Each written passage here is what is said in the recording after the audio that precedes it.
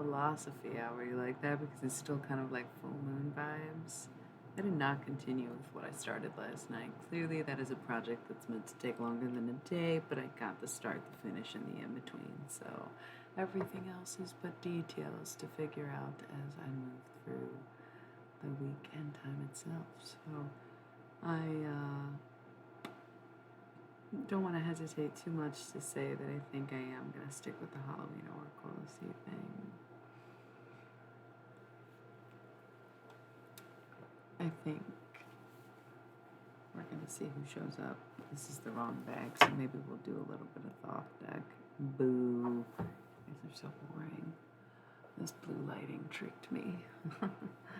Halloween Oracle, yes. But before we do anything, we're about to do an ad, so let's just get it out the way now, right?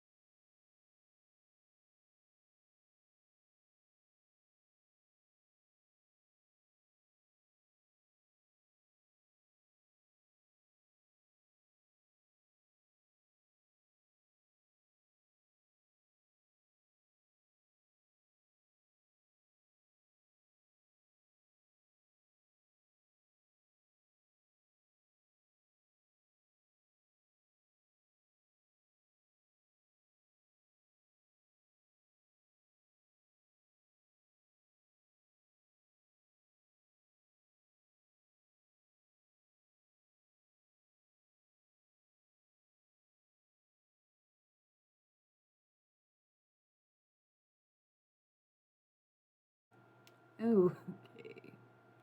Yes, it took a huge bone rip, and I thought about starting with the Thoth deck, but honestly, if anybody joins me later, they're gonna want to hear that more than they're gonna want to hear whatever Halloween Oracle stuff comes up.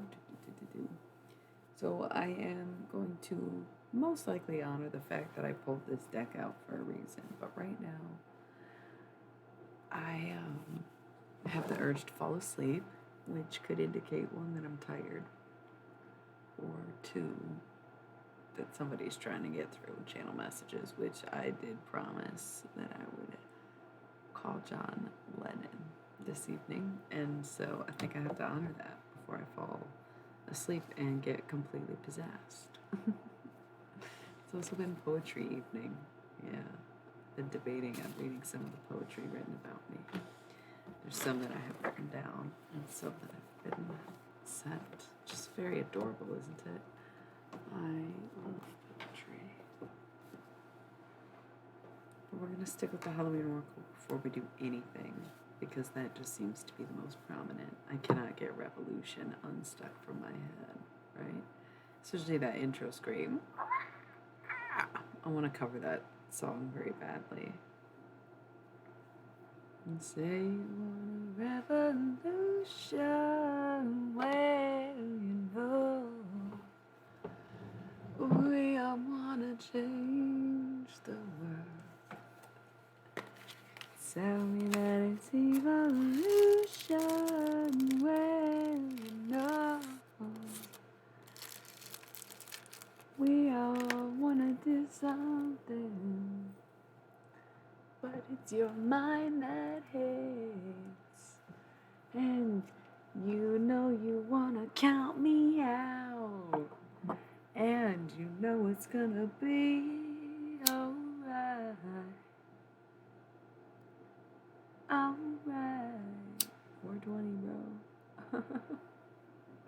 Someone was like, nah, I don't fuck with the Beatles. Where are the tarot cards? I'm literally singing the Beatles and lighting incense. Come on. Be patient. My loves, be patient. The night is barely getting started. It's gonna be alright. Alright. Alright.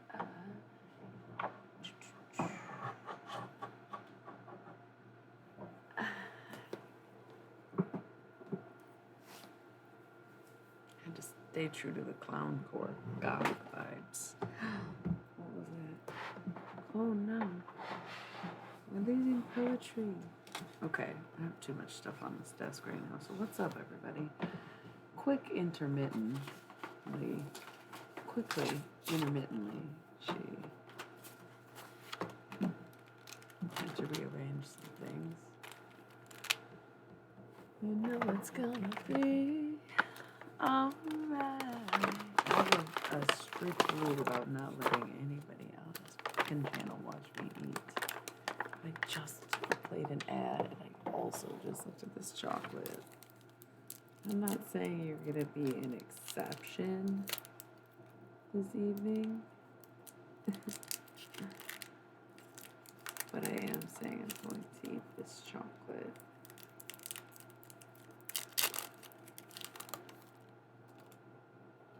Caramel in the middle. ASMR. Yeah, no.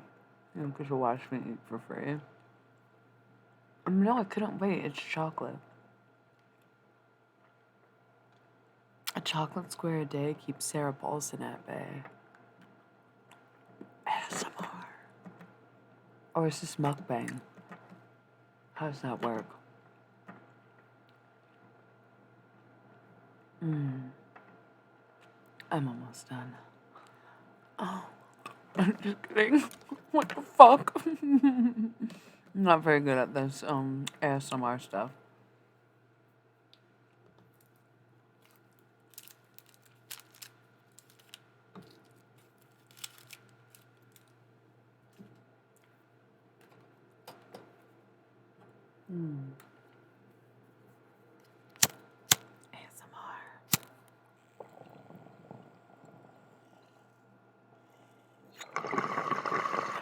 ASMR. That's my favorite one to do. At this point, I'm messing with you.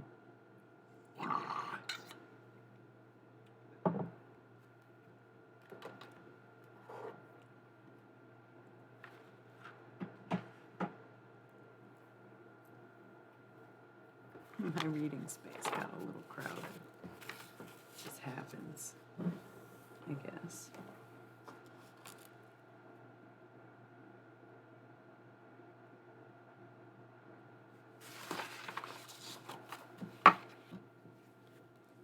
Big ripple vibes in the city.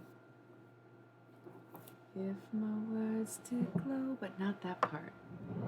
If you choose to lead, must follow. But if you fall alone. If you should stand, then who's to guide you? If I knew the way, I would take you home. La, la, la, la, la. I guess I could leave this here and do this. That's like the Jane's Addiction version of Ripple, but still, same effect. Where there is no pebble tossed. Smile. This has been at the bottom of one of my bags. I believe it was my marker bags and not one of my tarot bags. And I feel I may need to carry it with me once again. Just a reminder to smile, even though I think I smile more than the average person would, especially in public at strangers. But there are days I don't smile at all, or even see the sun. So perhaps I need that stone back in my presence if I can't even remember what bag it came out of, right? Smile more. And that isn't to say you have to smile at anybody, okay? Smiling more can be in the mirror. It's the most important time to smile is when you're looking at yourself, because the happier you are with you, the more you're going to do the things that align with your happiness, right? And also smiling when you're not looking in a mirror but no one's around. Smiling to yourself, having thoughts that make you happy enough to smile, right? Mementos, even sharing moments with inanimate objects or pets, smiling at your animals if you don't want to have that exchange with a person, or feel like no one really makes you smile, or, you know, like, not in the cat call of smile more, you know, but smiling more for yourself, to yourself, with yourself, to basically organically farm happiness within your person, right? That's what this is for. This reminder. A stone. Smile. Love it. Pointed at me when I spun it too. So yeah, I love that for you. Without further ado, I think we do have to address the ghost in the room. That would be John Lennon. Dude, welcome back. It's not quite Libra season, but I guess we're all anxious. And he's like, well, I'm not a fake. I'm not going to show up during Libra season and be predictable and exactly what you warned me against. Fair point, Sir Lennon. Even though I'm pretty sure McCartney's the one who got negative, right?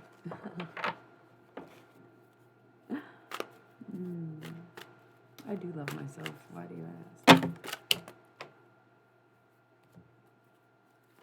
Because the way you were just reading death poetry says otherwise. Yes, well, mummy, I've changed. Haven't it? Me speaking on the behalf of death before taking any messages. The underworld, where all things pause and begin again. I go every fucking month. I guess I appreciate having the powers and the abilities to do it, but will admit it's a bit much, and I didn't realize what I agreed to in the beginning, and I just accepted my fate as it was. Faith, not faith, but faith. How interesting the plates end up being when you go to eat at the end of this buffet. But that's life, and it's not about a card you're dealt, but the table at which you sit, really, and how big it is. How many people you feed. It doesn't matter if any of your own go starving.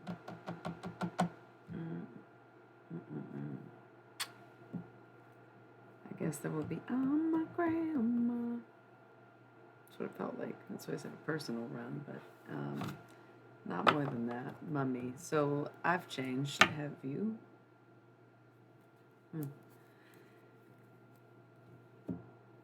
The intent is John Lennon, but we have a stack of cards here. Sometimes I use the cards to shuffle as a means to keep distracted while I channel. Sometimes the cards are interpretive messages, one to get us warmed up, or two to make a point, without either of us putting in effort. So we're going to see how it goes.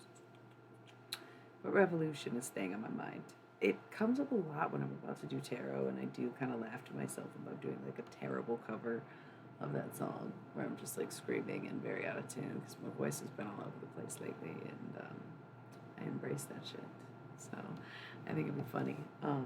Channel all the same rage. You say you want a revolution, well, you know we all want to change the world. But then there's people with destruction, and they tell me they got minds that hate.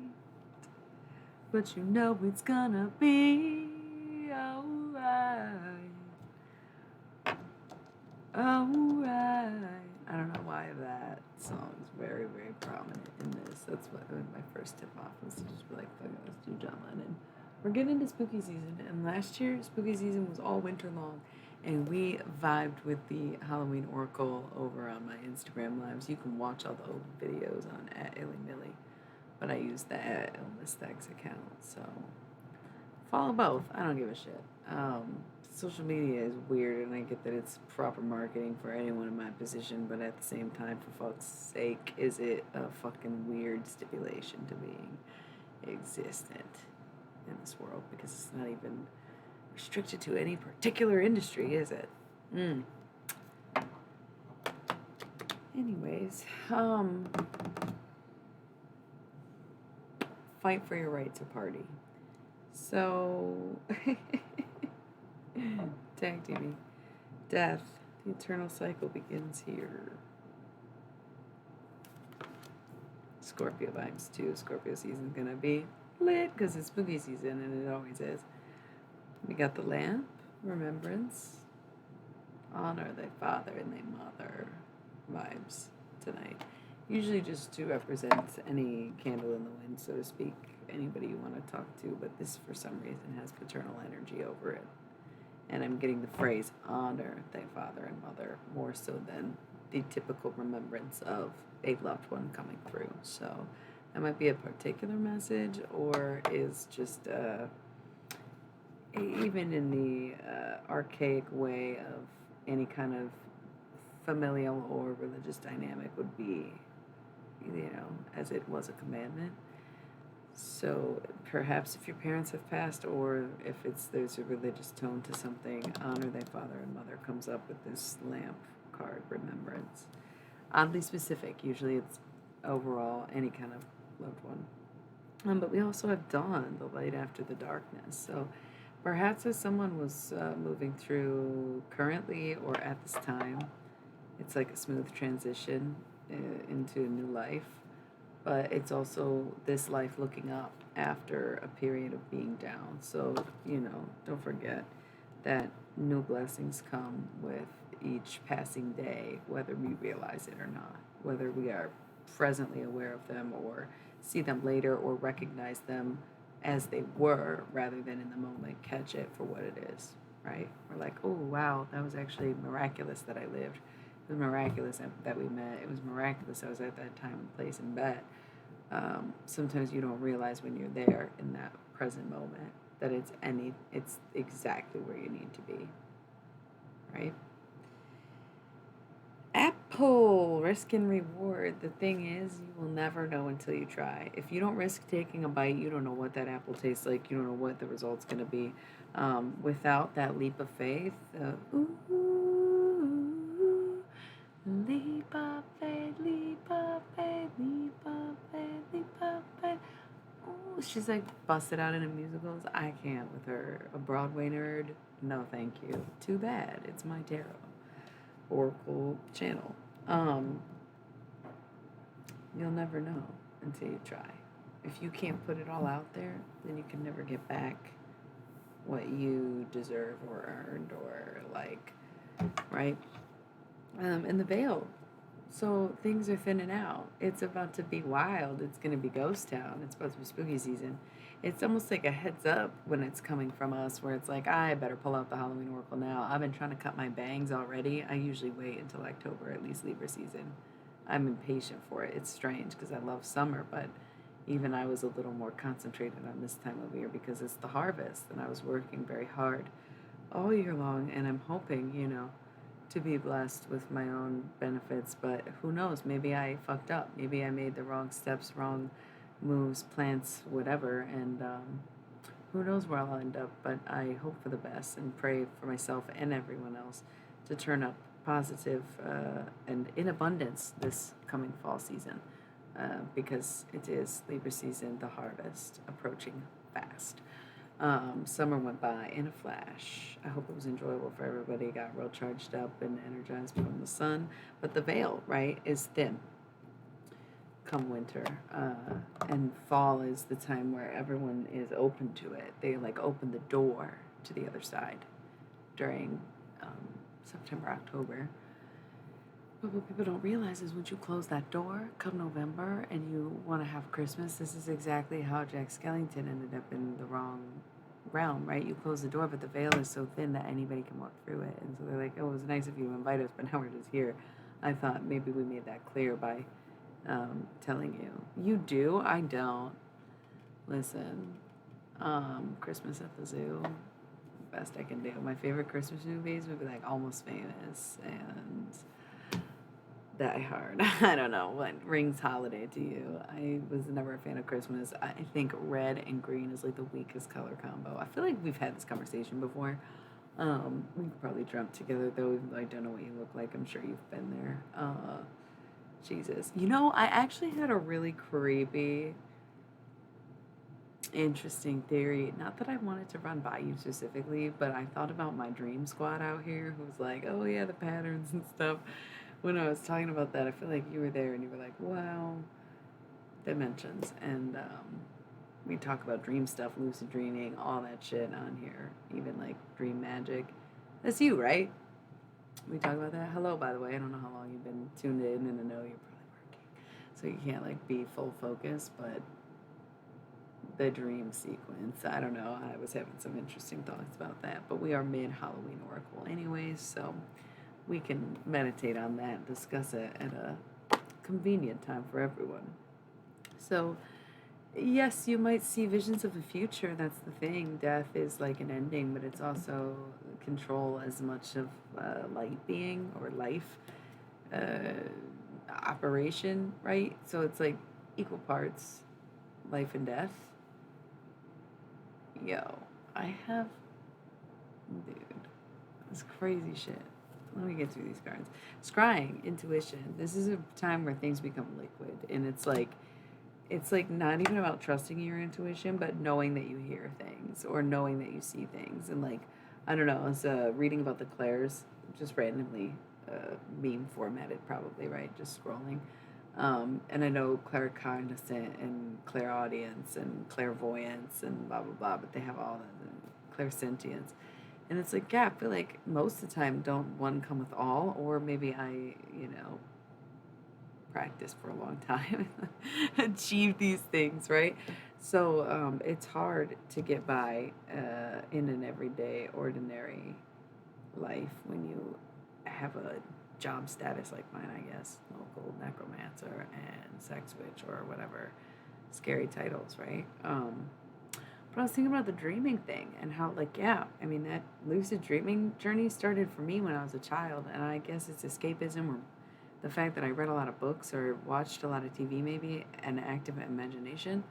But either way, I just thought it was interesting how, like, I would try to entertain myself by envisioning these patterns before I fell asleep, but then I would, in fact, be lucid dreaming, and I'd be in my school, and I'd be trying to get out of the school, so that I'd have to run laps, and if I needed to leave, then I would just fly out because I'm terrible at running. I was always training in my dreams. It's creepy.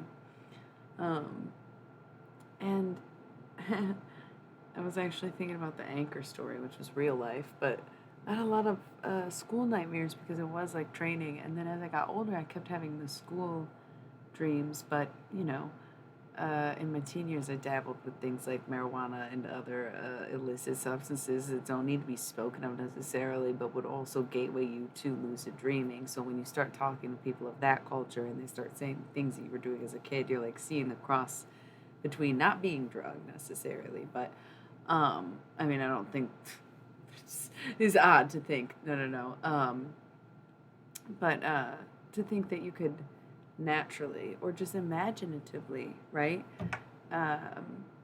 use, I want to say dimethyltryptamine, right, to be able to control your dreams and lucid dream, but to be able to consciously not be on that drug, but to be able to manipulate with that chemical release in your brain, right? And that's why some people say or see things when they have, yeah, because you're learning stuff. Like, it's literally an education process. Like, if you really want to be a lucid dreamer, you have no idea what that entails, and they are going to teach you in these forms of these school dreams.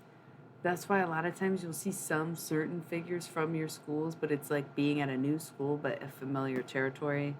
I could be mistaken, but yeah, no, I've been doing this for a long time because I was a curious child. I was into the movie Practical Magic, Um, exactly, because you're going through stuff. I remember being like a Harry Potter type school is one of the most beautiful places I've ever fucking been. It was one of these dreams I had. I want to go back so bad. I can still picture it. This was like months ago, I want to say. Maybe, I don't even know how long ago the dream was, but I'll never forget it. It was gorgeous, like these greeneries and stained glass nooks with a study, library, like Harry Potter style school. Just fucking beautiful. Potions galore. But most of them are like a cliche kind of high school I went to. From drop off to pick up, like insane. And then sometimes it's like, damn, I do kind of wish I could go back and redo this and that when I wake up, but I've never been one to fond log over high school years because they were quite emotionally tumultuous. But now that I have my diagnosis, it's like, oh shit, if I could have known that when I was a kid, that would have helped my life so much different. How sad. And so there's that kind of fondness to it for me these days. But other than that, it's never been a time I glorified much in my history personally. And so it would throw me off at first when I had these high school dreams, but then I just took it as an educational course. And someday or sometimes you'll be standing in front of the class, and that's because you have most likely discovered something or made a great quantum leap in your studies, so to speak. I don't know. It's a mix of like channel messages because we have the Halloween Oracle out, but also trusting my intuition, so knowing what to say right now. Um, so I figure if I was a kid in practicing really in-depth meditation because I was curious about lucid dreaming when I was a child, I wonder then, um,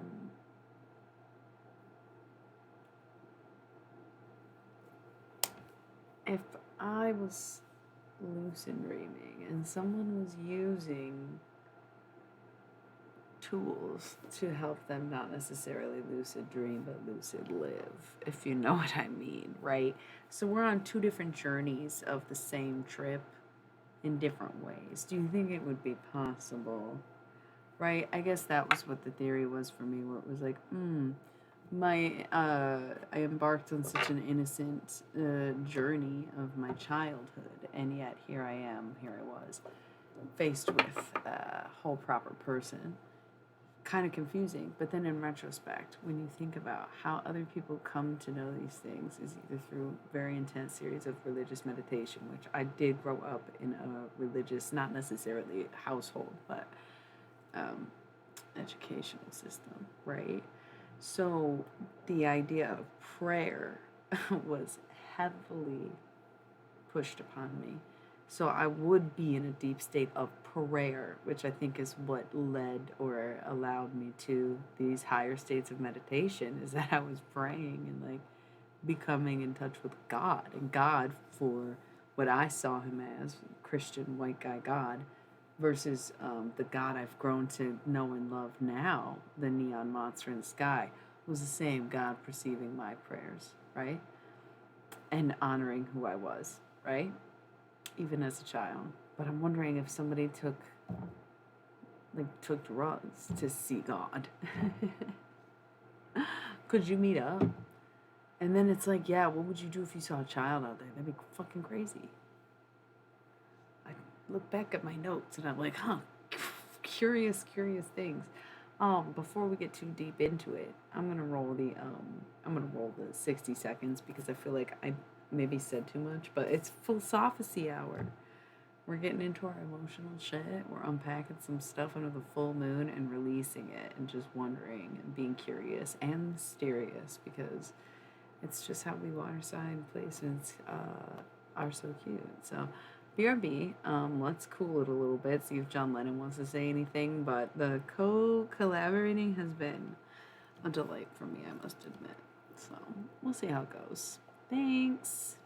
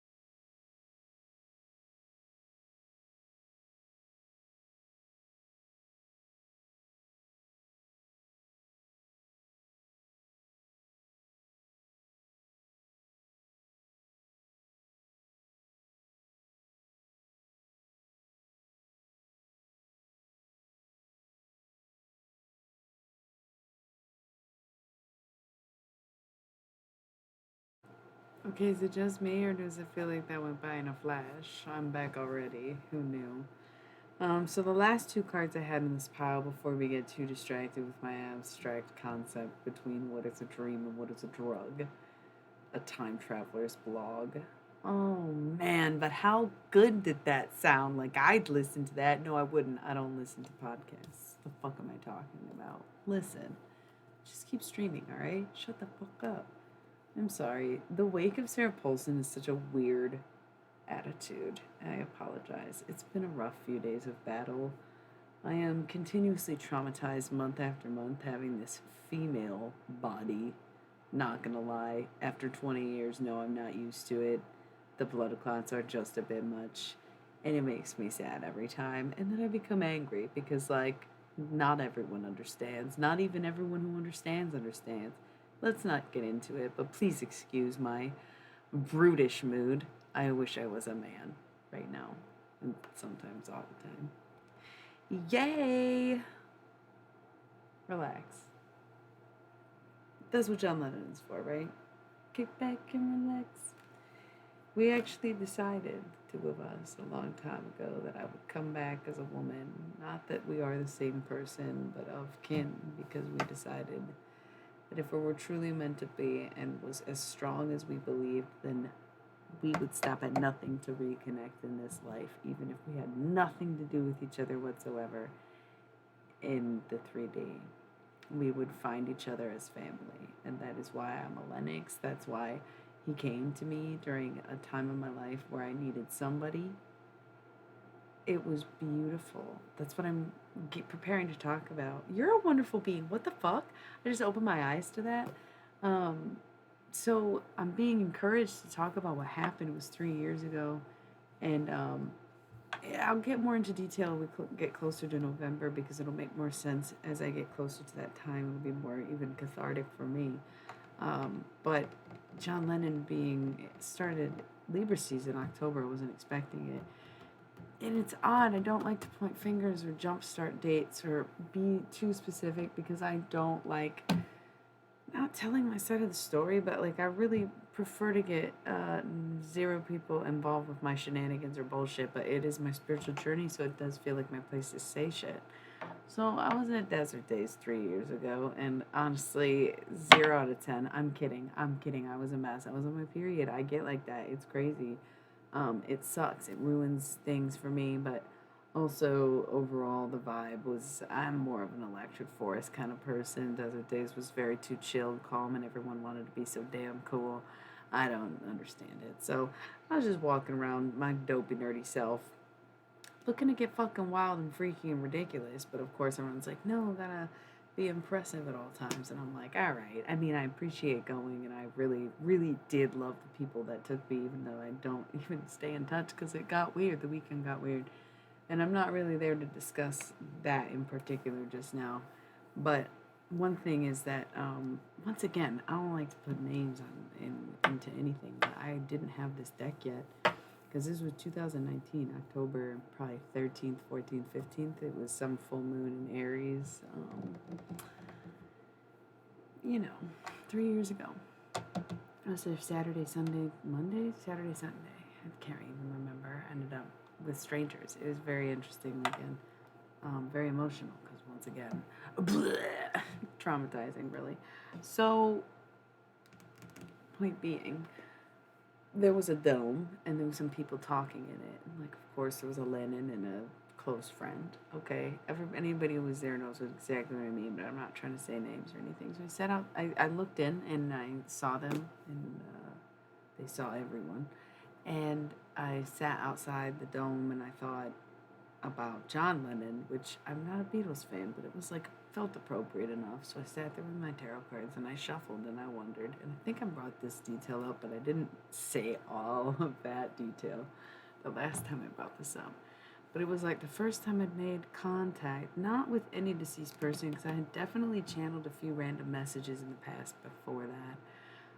But it was not, necromancy was not of my practices at the time. It was more something that would happen, would be that I would say something aligned with someone or know a ghost story or be visited by a ghost, because a lot of the extremely paranormal activity I've experienced was way before I got a handle on my own necromantic talents, right?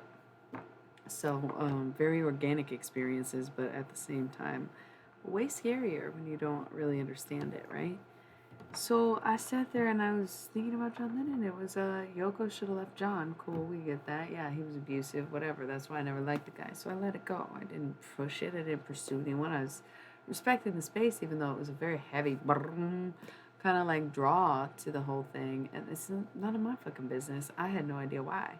So then, like, over the next month at that time, I get home the 15th, 16th, I don't even know, feeling crazy motivated, having some visions in the car, but spent a lot of time with strangers. So who fucking knows? I ain't accusing anybody of anything. My therapist was.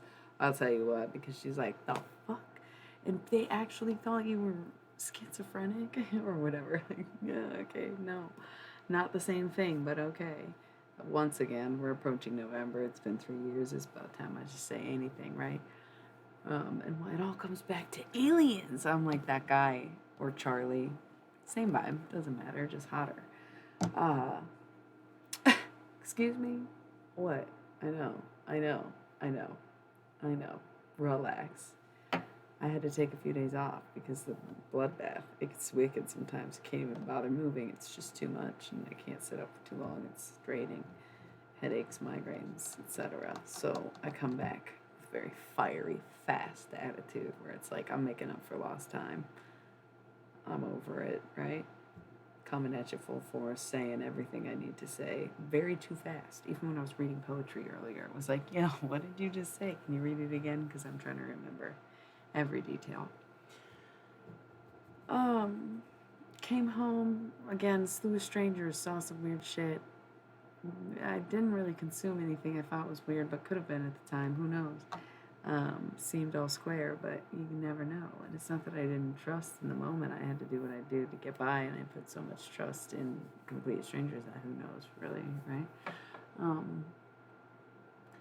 But I came home and I continued to be very curious about John Lennon. I continued to be very curious about that. I didn't just like start listening to the Beatles randomly because it had been years and maybe even decades at that point of me kind of like going not super out of my way, but never in my way to listen, right? Never vibed with it, just was turned off. The more I found out, the less I wanted to know about their music, right? Okay, so the meditation state continued, the hallucinations continue. I know you're like, what hallucinations? You didn't really go into detail, you just kept saying you weren't accusing anyone of anything, right? So should I have been drugged if I was drugged, or maybe this was some kind of weird spiritual I was dying type shit, or my introduction to necromancy, sometimes similar in a sense to like what a shaman would go through, where you receive messages from the other side by like, seeing it or hearing it, but without a guide of any kind other than John Lennon, who's already dead. So what good does that do me? Because I'm like, where the fuck am I? And he's like, picture yourself in a boat on a river. So I am, you know, all of it. Like, what the fuck? And then I had to watch everyone I know and love die and let go of the entire world as I know it and live out all my dreams in a matter of days or hours or however long this was going on. And he told me about Ravi. Never heard of that guy. Quintessential part of the Beatles, but I didn't listen to their music, so I was not one to know. Maybe heard it a long time ago, but like I didn't fucking know. Came to me in meditation. I was seeing him as like a floating entity of a head, purple, sort of electric, but more like a Tesla coil movement. And just being slightly miserable. I've definitely seen him be carted off because that's the thing with an unbalanced Libra, I suppose, and eternal life in itself, and being an entity in music or any kind of infamy, right? Eternal life or eternal hell, depending on how you feel and how to get out. So some people would warn against it, wouldn't trust him, and then turns out can't trust you. So who are you to say, right? Me and John Lennon, I fucks with him, You learn a lot about life and death. You learn more about life and death than you ever will about death in life. And so I get that he made mistakes. I get he wasn't a good guy. That's why I used to not fuck with him at all. But since we've talked, since he's been on the other side, yes, I would say that feels right. It feels right. And that's why sometimes it's a casual, oh, I'll see if John Lennon wants to talk. And tonight it's more of a mutual, we're telling our story together. It feels like we are head to head, kind of sharing the experience. And it's a very sweet kind of feeling where we're finally cooperating, working together instead of me being at odds with the person who taught me how to engage more correctly with certain entities such as music or God or love or, you know, it's super. I mean, I think it's cool. I like what I do. That's why I don't like taking days off work. The fuck you mean? I hate that this stupid period shit slows me the fuck down. I'm fucking kidding. I love doing this shit. But I need days off, you know, it forces me to rest and rejuvenate, which, as annoying as it is probably better in the long run, right? So remember to sit and lay down and relax and shut up before life forces you to do it like it did for me. Because shortly after this experience with John Lennon, it seemed to be going so well, but after a couple weeks, it got very dark because one, the natural course of my PMDD, and two, at that point, I was fucking starving and didn't realize it. So hallucinations were full force, not stopping. The messages were not just from John Lennon and not such a happy picture they were painting. And it resulted in quite a bad incident. Quite a bad incident. Um, but on the way to hell, you know, paved with great intentions.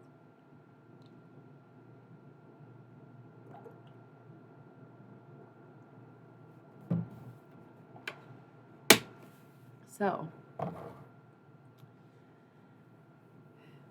since then, about a year after that happened, next following October 2020, I got this Halloween oracle, and the first thing I did was channel John Lennon with it.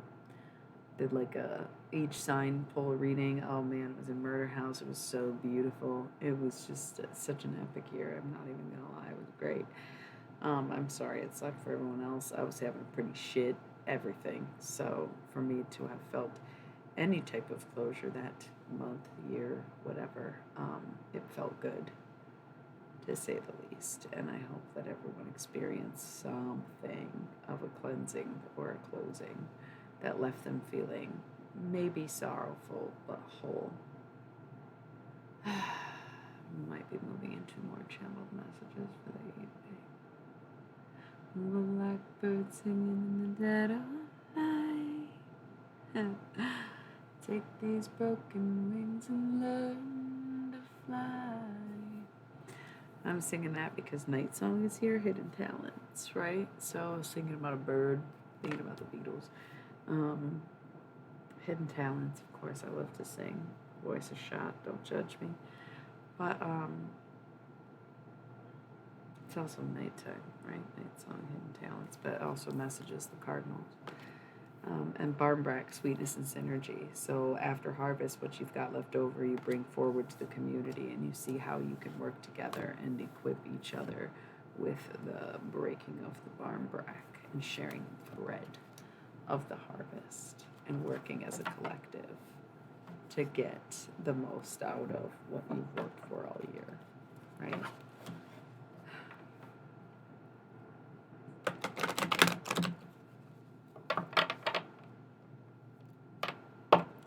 I'm hearing something about a slice of pie, but also custard pie, like the Led Zeppelin song. It was fucking nasty when you think about it. Yeah, we don't want to think about it though. I don't really want to talk about that right now. I thought we would have something insightful and not controversial. John Lennon seems to be in a bit of a shit-kicking mood.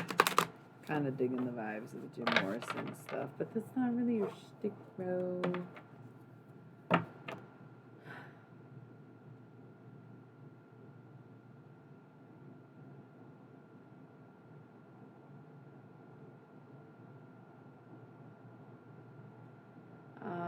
All I'm really getting out of this is that truly, as a Libra, I think the best way to have a revolution is to completely ignore everything going on around you until it goes away, in the sense that, holy shit, the walls were like closing in on me. He must be in one of those states.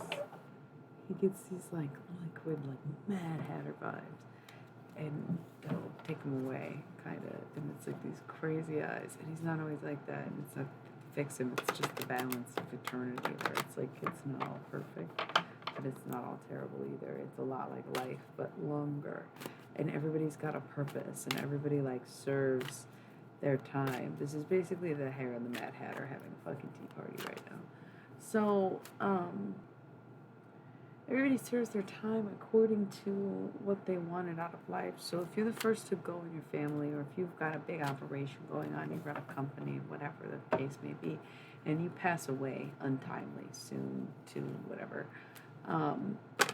the whole idea is perhaps your soul isn't in a rush to reincarnate, but to see things out and to be there to kind of guide or whatever. Even maybe a young soul who's waiting for their mother, brother, friends, lover, whoever, in the same way that you want to see something play out or see how they grow up and blah, blah, blah. So you kind of just wait and collect whoever you're needed. But some people are more lone soldiers, lone souls, and that's sort of how he found me, is because I do run very quickly, briskly, in a rapid succession. I've had so many lives within this one. The dreaming, definitely. You die many times in your sleep, but there's a way to revitalize the body when it's in that state. And so there are operatives running much higher than either of our species that can help assist with those things. And so someone like you, repaired and prepared to let everything go. Spiders is one of his cards, Midnight being the other one. It's people, high drive, high mission people. Not necessarily that that's what makes the world go round, but it just makes it possible. Yep, Midnight. That's this one I said is the other card of his. It just makes it possible for people to hang around, to have that bond, if you will, and to recognize that if everyone had good intentions, you would not have time for any lessons. You wouldn't have time for seriousness, and you wouldn't have time for anything, right? Invisibility, authenticity. So who are you when no one's looking? Who are you behind the scenes, behind the curtain, in the green screen, right? Who are you truly after everything is said and done? And are you happy with that person, or do you've got a lot to work on, some people never do work on themselves because they put them whole selves into work. And that's why I respect that, one person's trash is another man's treasure. There's nothing wrong with that. Not everyone will see your brilliance. Trick or treat, mischief and play. It is more about the mischief and play. It is more about the creation and the process and having fun with it and doing it in a way to express a certain gratitude that you have for being here and having these talents or these skills, just to say, Shakarurite. I don't really know what that means. Nothing's gonna change my world. Is it like a direct translation? Yeah, let's do these. Nothing's gonna change my world. Nothing's gonna change my world. Night song, once again. I gotta keep singing. I love that. I love to sing. I just forget, and I've had this cough. It's terrible. Owl, wise seeing, wise action. Okay, make sure the people that you surround yourself with are people that you aspire to be like. Okay, kinship is important. Who are you associating with, and are these people that you really can vouch for and back 100%? It's stupid. We have depth. The eternal cycle begins here. Could be Scorpio energy. Scorpio season, I think, is going to be a little more crucial. But these next few months, you'll see how things truly operate. You'll see a lot of I don't want to say true colors, but you'll see people's true intentions because those who are there, oh, what up, dude? We're in the dark zone tonight. Not even gonna lie. We've been doing creepy stuff all fucking night. You should have heard my stories I was reading earlier. Call it poetry. Yeah, right. It was very morbid. And now we're having a conversation with John Lennon, who is in psychiatric care currently. It's kind of an awkward thing to say when you say it out loud like that. Yeah, I get it. You missed a lot. You can always go back and watch the replay. You know that. You can go to my old Instagram page at Illy Millie and see some of my past reading broadcasts that I did over there the past couple of years, many of which included John Lennon. This one's a bit weird. He approached me, but maybe not in the best state, and I ran with it, which maybe I shouldn't have, but it gave me a chance to have a discussion, so I compared it much to the tea party between the Mad Hatter and the Hare. And that's where we're at, me and John Lennon. It's cool.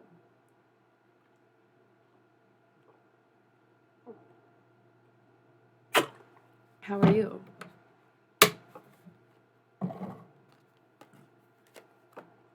It's called the light illumination. Illuminating realization number one. You are the only light there is for yourself, my friend.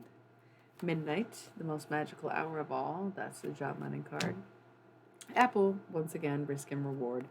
You will never know what it tastes like. You will never know the answer. You will never know what's going to happen if you don't go for it. If you don't just take that bite and see what it tastes like.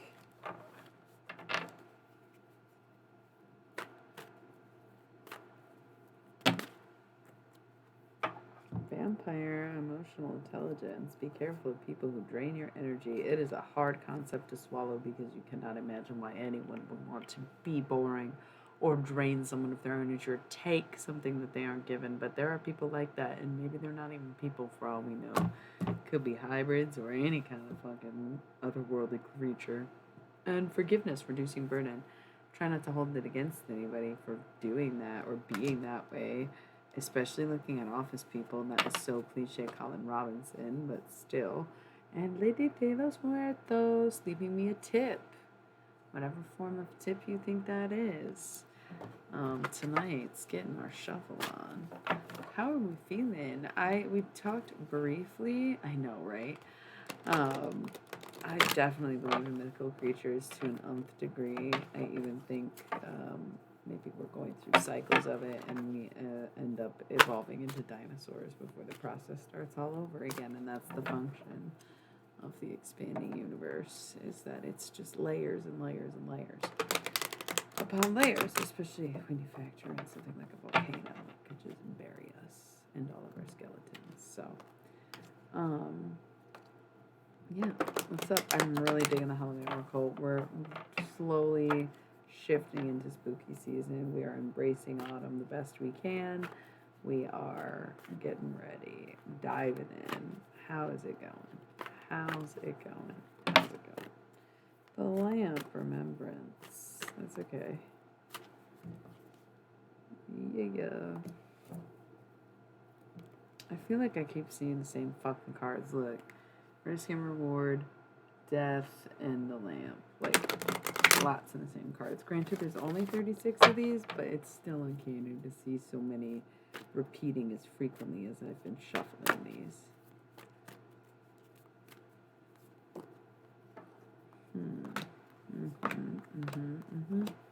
Literally all repeats.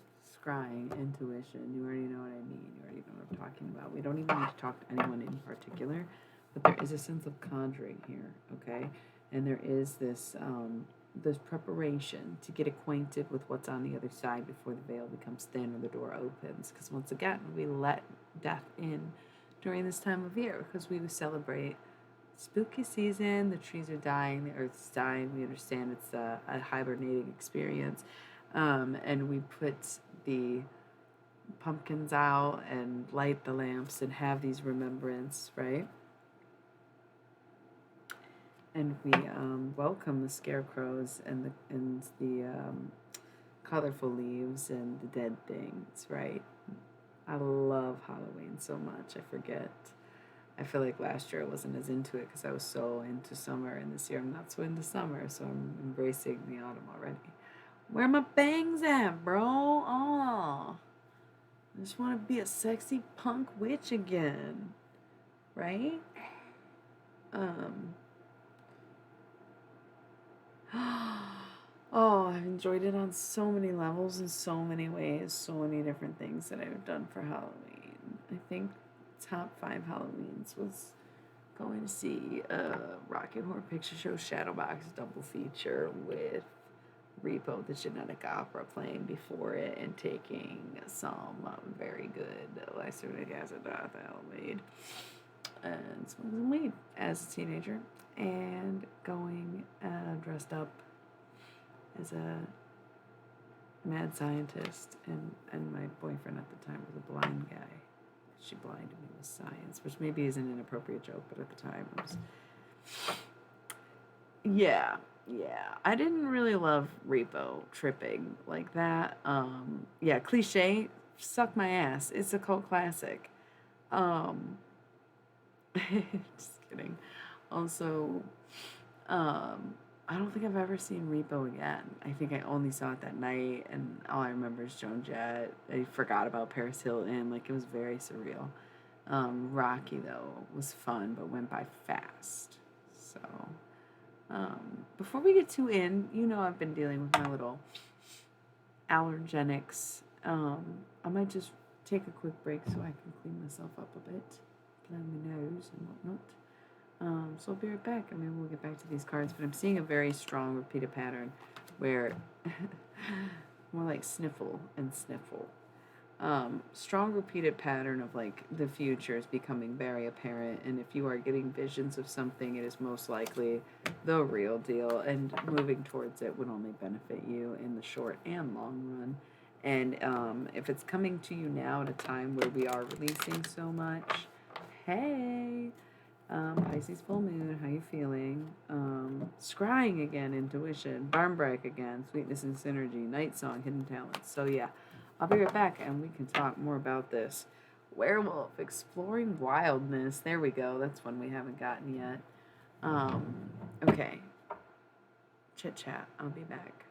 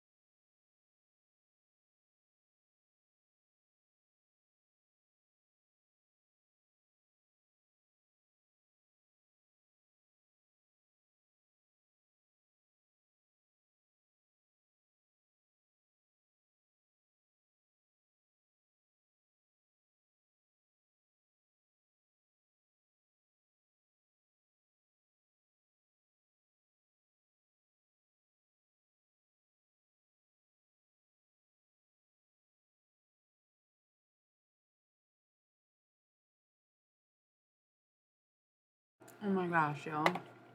What have I missed? I love it.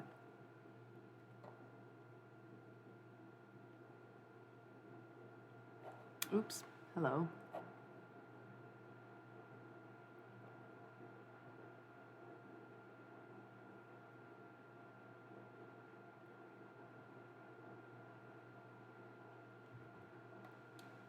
Sounds cool. Me either. I love that though.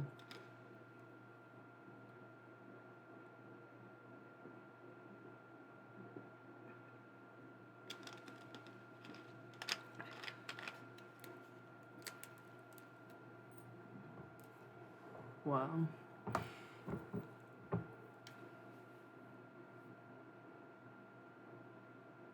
kind of more into talking to y'all than I am into these cards. It's cool. We got some mixed messages. Considered Alan Watts earlier.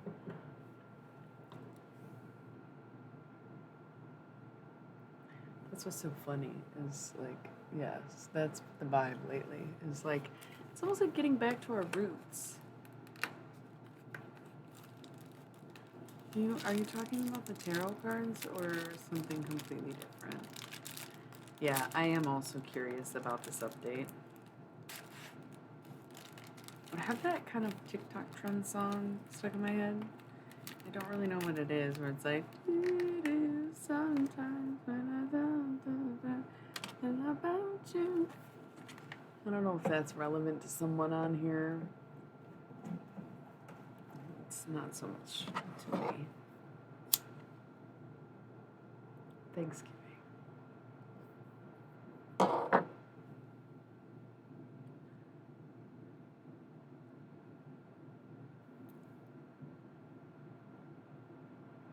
kind of want to tell you guys a story, but it's kind of not funny.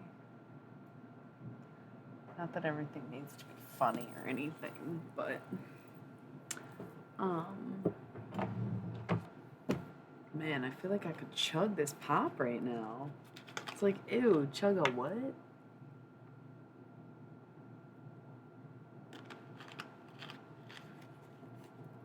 Don't worry about it. Cool.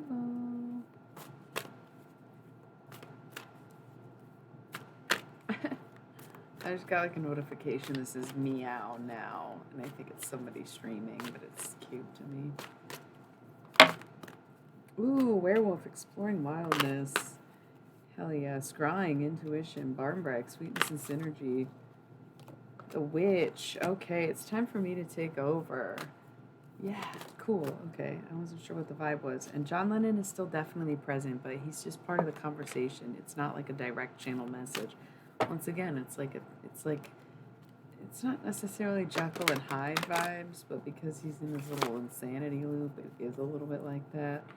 But I love it because change, we are versatile, dual people. Joy, rejoicing in the present. We love to see it.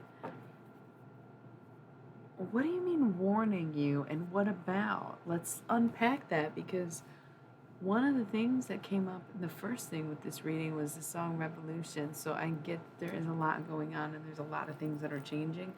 And I have also gotten more positive messages rather than warnings about Halloween season in general, Scorpio season,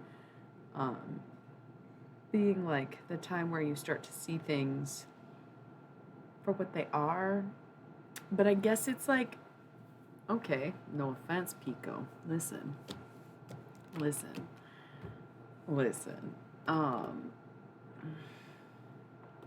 I want to do right by you, homie. You are solid, 100%. So much fun. We vibe for real.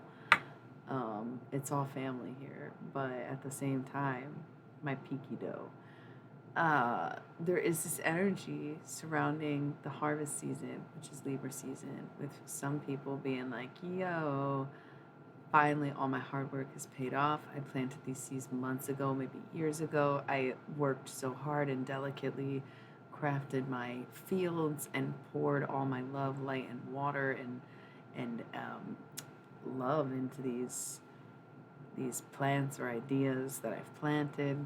Now I reap them, they've bloomed, I will harvest, and that is my abundance because I worked so hard for it. And others maybe have planted seeds at the same time, but they fucked around, fucked off, and forgot about watering, planting, nurturing, sunshine, blah, blah, blah, and tending to the fields. Or perhaps they didn't plant anything, but they were scoping around, helping people out, kind of seeing what everybody else was growing. No commitments on the seeds, right? So there's this energy of like some people are going to of, reap the rewards of harvest, and others are not so much. And so if you are feeling more of a warning feeling for Halloween, then you should prepare yourself now to see that perhaps you'll notice a lot of people around you might be winning and winning and winning, and you feel for some reason you're not. You might have to rethink some things that have been going on in your life or what your goals were at the beginning of the year, aka Aries season, so late March, most of April, and compared to where you are now. And if you don't see any change between this year and last year, then think back to when you made a transition into the life you're living now, and whatever spring that would correlate with, in order to kind of measure up where you're at. And again, that's what the Lion's Gate is, the halfway point, the halfway check-in of like, are you still aligned with your original intentions? Because maybe you planted seeds and you're watering something, but then you like leave, plant more seeds and start doing it elsewhere, and then you got too many things and none of them really grow to full bloom. And at the end of the year you have a decent crop in front of you, but it's not like these full-blown abundance harvests that you're seeing for the people. Right. Right.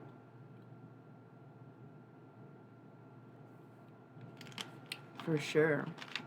That's why I was like, whoa, a warning. You gotta take the L. And not L as in loss, but L as in lesson. Not every year is gonna be your year, you know?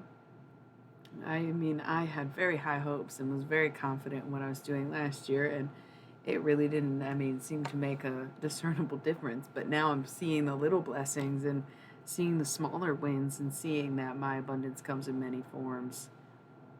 Hey, maybe you shouldn't, but you know what?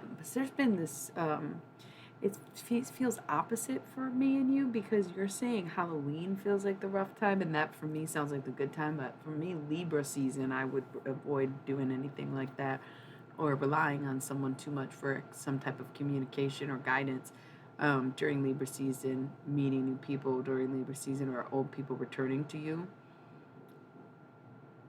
Oh. Depends on where in October. Right. Is it the Cancer? What point in October? Because that's literally, if it's Libra season, I wouldn't trust it. But if it's Scorpio season, then maybe you gotta take more accountability for what happened and responsibility for your end of things.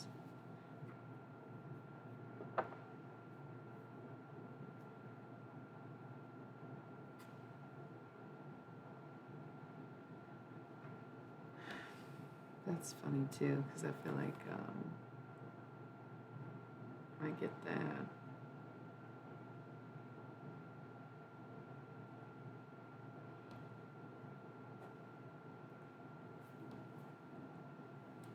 How could they turn a certain way if not always have been that very purpose? It's an interesting thing I was thinking about. I have this on my board. I gave up on the board. There was too many thoughts in my head. I took like 2 days off and was like, I'm gonna go crazy if I don't start babbling the shit out of it. Um, some people believe, or it's very common knowledge or expectancy, that we go for partners similar to our parents, right? Or we align with what we know, and the first love that we have, or the love that we're shown, we see repeated in our relationship patterns, right?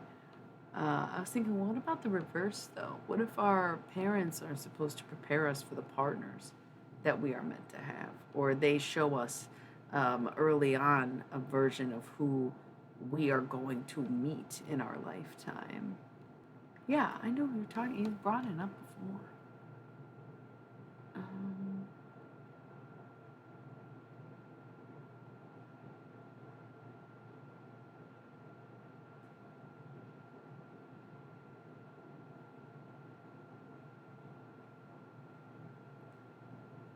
mm,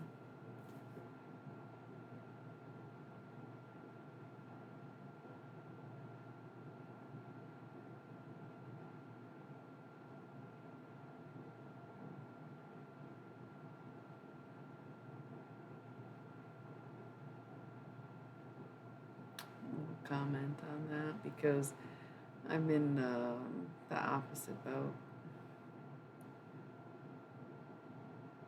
Like what though? Sometimes you have to say goodbye to people. Sometimes that's how you end a karmic cycle. Sometimes, the ghosting or the avoiding and all the bullshit can really drag you down into a whole nother lifetime with somebody, and for what reason? Just to chicken out again 1,000 years later. One. Yeah. I wouldn't put it off or wait. I think it's stupid. And having those feelings, it's like, yeah, those are probably your feelings. Like Source said.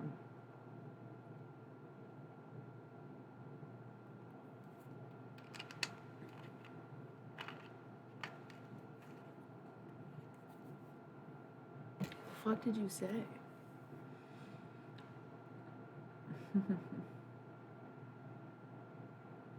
I'm having the opposite problem. Where I had somebody say sweet words. I don't have a Cancer moon, but my memory is ridiculous. I, like Fox Mulder, am cursed with a photographic memory. That's so funny because in my, I don't know, I guess I would call it a karmic situation because it's going so badly and it's so gross to begin with that it's not that they said something harsh, it's they said something sweet, and still avoiding it and have bad feelings surrounding it, right? And also a Cancer moon. But it's just funny because you have the masculine's energy being Leo, right? Dealing with a Cancer would be the feminine. Yeah, no, I don't know. I think it's more of an egotistical perception because the thing is, it's a soft feminine energy and a hard masculine energy, right? But you said she wants revenge, so all I can think about is I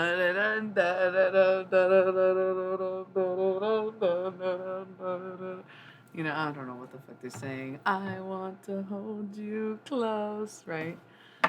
Whisper in my ear, I wanna fucking tear you apart.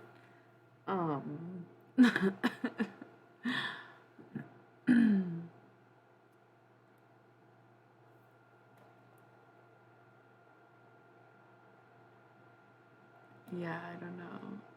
If you have a bad feeling, I just don't think avoiding it is the answer because then you just come back in another time, in another lifetime.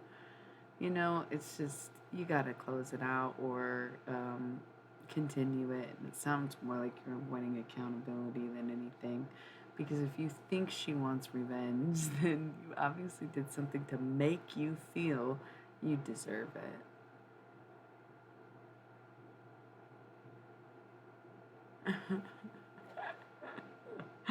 I have no idea what that means.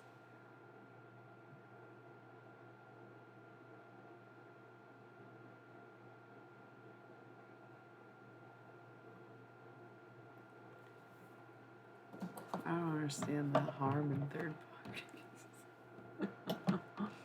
Unless you think it's like an ambush and you're like, you're getting dropped, like it's on site. Like, what the fuck? Chill out.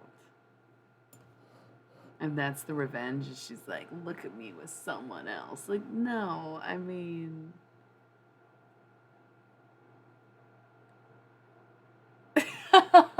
What a way to see it. Yeah.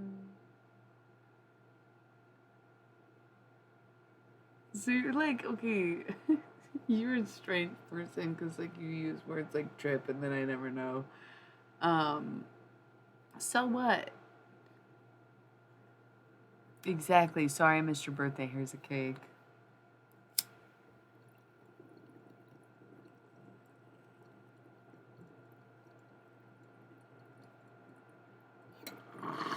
Don't get robbed, I guess.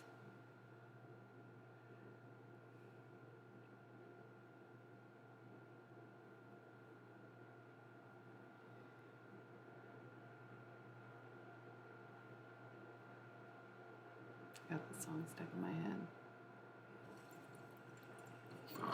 I wanna fucking tear you apart.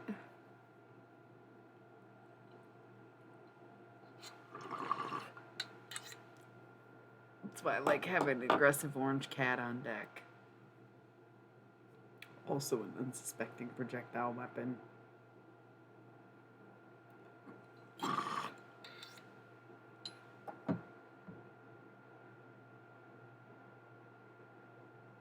Are you talking about this bong?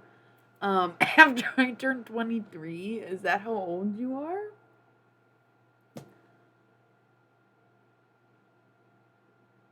I would say there's nothing like being too humble, but I was raised by Jesus Christ and Jesus Christ alone, so I don't know if I'd take my word. Right, I'm closer to your age. I think I've disclosed that on here, so who gives a shit, but when is your birthday? Just turned.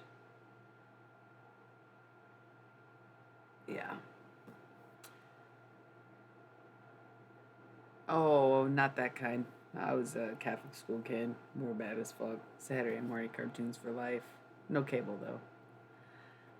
Unless it was in my grandma's.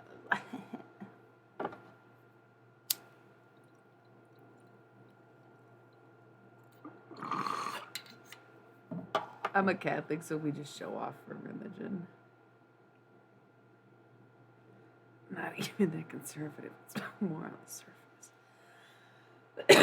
I didn't grow up in a super Christian household. I grew up in the Christian community, you know?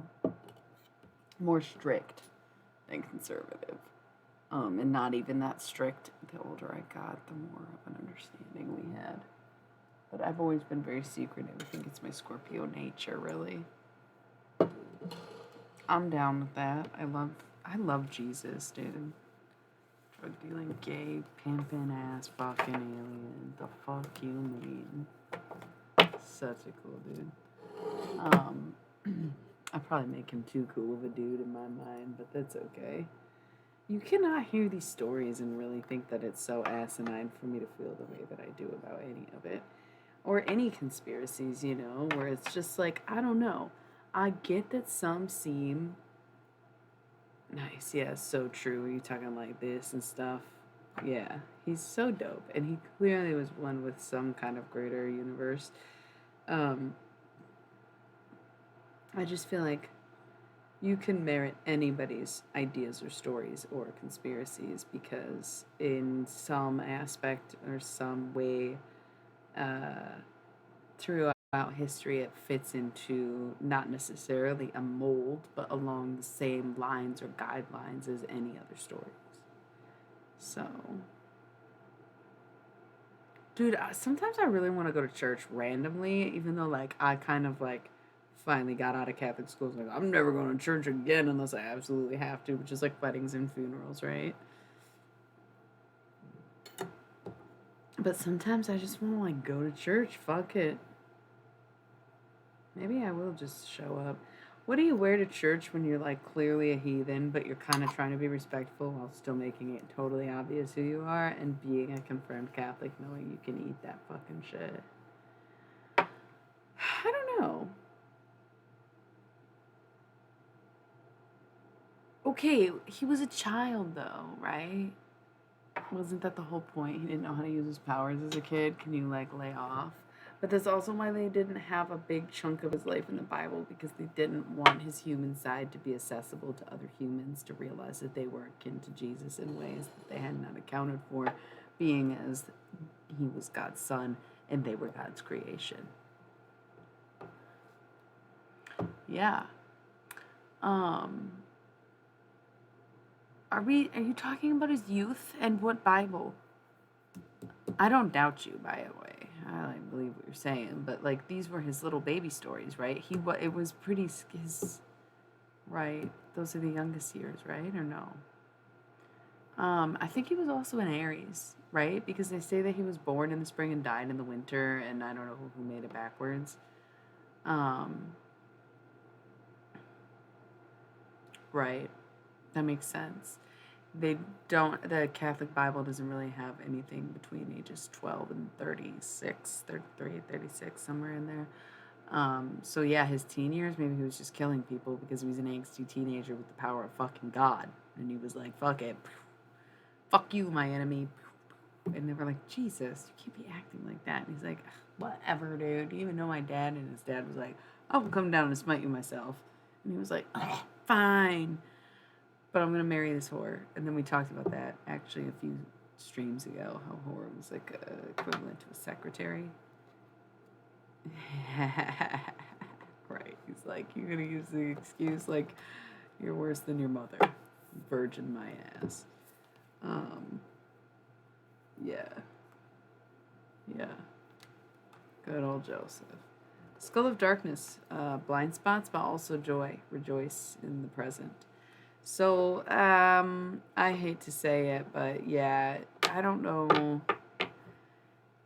what your situation is, Pico, but I almost feel like you, not that you shouldn't go, but why did Blindsided come up? Yeah. Yeah. It was weird that I even don't remember shuffling and just picked up those two cards. Eternal love. Love is love, and it transcends physical death. It's like she's trying to show off, though. I don't see anybody hurting you or harming you, but maybe getting your feelings hurt on purpose. Ooh, see, that's not good, but that's also your aesthetic, right? And so it's like easy to frame that up. Maybe you shouldn't. It just seems so hard to believe that you could, like, feel that way about somebody and then feel so drastically different about it. Ugh. I feel like you can see your future better than I can. The veil, the future. And eternal love is love and transcends physical death. This person that you love now may have once upon a time. Ooh, ancestors. Buddy, you're getting a little bit of a personal message here because we are concerned for our Pico baby. We can't just send you out into the Balkans to get fucking harassed. Are you kidding me, love? No.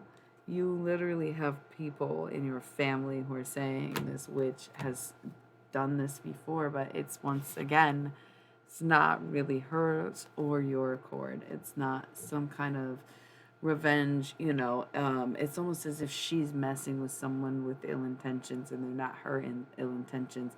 Her intentions, if anything, is to make you jealous, but the third party, like you said, more ill intended to do something like that to take advantage of the situation when she feels it's vulnerable because maybe they know too much about the feelings involved, and so they are the ones who might want to hustle you. You're not wrong.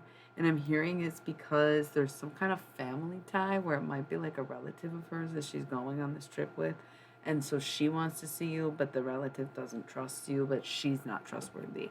And it's not necessarily Romeo and Juliet, but there have been many times throughout history in which different groups of people were simply unable to be together. And so it's very realistic to think that your past life connection, there was some type of situation that would be reminiscent of that, where you were, you know what I'm saying, like in the opposite end of her. And there was debauchery that happened, but it was not either one of your doings or accord. So I don't want you to break completely over this girl because of somebody in her family. If something does happen, I do see that she's like innocent through all of it and her feelings are true.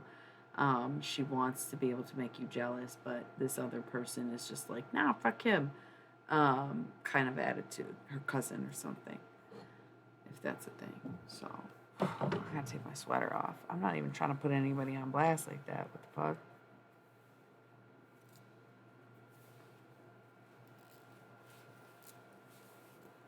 Say you want a revolution, well, we all want to change the world. Tell me that it's evolution, well, Well, it's not, that's the thing. even if we don't play games, if we can't evolve past the point where we're getting caught up in other people's games, like I said, I feel like it has nothing to do with either one of them two, but a long time ancestral familial bond of sort of like warring families, and just getting caught up in the crossfire. Um, but yeah, somebody's playing games, but I don't think it's either one of them. It's a very innocent connection between the Cancer and the Leo here. I can tell that, but no, there is a third party, but it's not like a third party dating situation. It's like it. I think it's her cousin. I don't know why.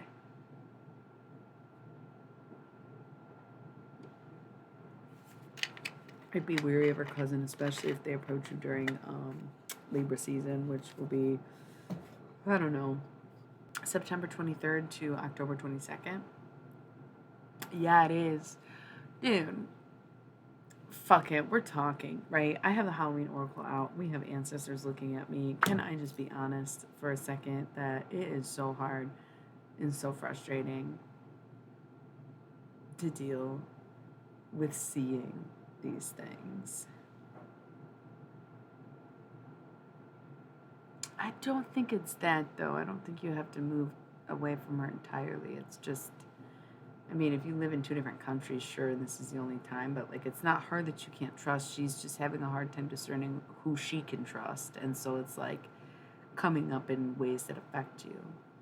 I feel like, yeah, when it comes to the ancestral stuff, it makes me wonder if what I see is the Akashic records. I never really fully understood that because I don't engage too much in materials that don't come to me in particular, specifically at a given time or via a person or resource.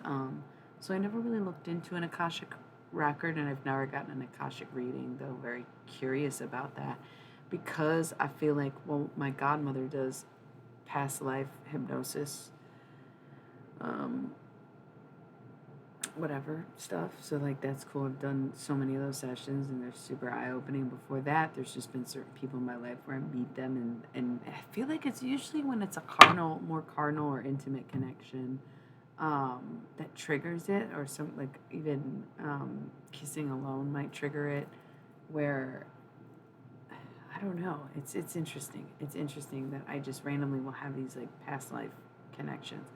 Um, and it's sad that like it comes so lucid to me, so fluid to me, so obviously and so easy to see because it's what I do and it's part of my practice. But then when it happens to you in your real life, in your own life, it's like hard to deny or follow it because you're like, damn, you know. I do believe in my craft, and people have given me great feedback, pretty much 99.9, you know what I'm saying? And like, how can I deny that for myself? But also, when things fail to work out the way you intend them to or want them to in the 3D, it's hard to trust what goes on or what you hear in the 5D, right? Especially when it comes to some of these past life situations and past life people. What's up with that, bro? I don't understand people's resiliency to these powerful connections as if those are not the most delicious parts of life, as if these are not the bits that we live and die for, as if these journeys are not ones that we've taken over thousands of years sometimes, you know? Bless you. I love you. I love them. I love everybody I've ever met. I think I very intentionally wanted to reconnect with every single life of every person I've ever met. And that's why I am here at this time on a planet with 7 billion people, so that that would be possible. Because all those people needed who they needed to. Even if I don't meet everyone on the planet, it's you know, we meet so many recurring lives, but we have so many, and sometimes it takes time. I reconnected with someone I've known, and it was like, you know, there's always this little tip I feel like with the past life thing. Um,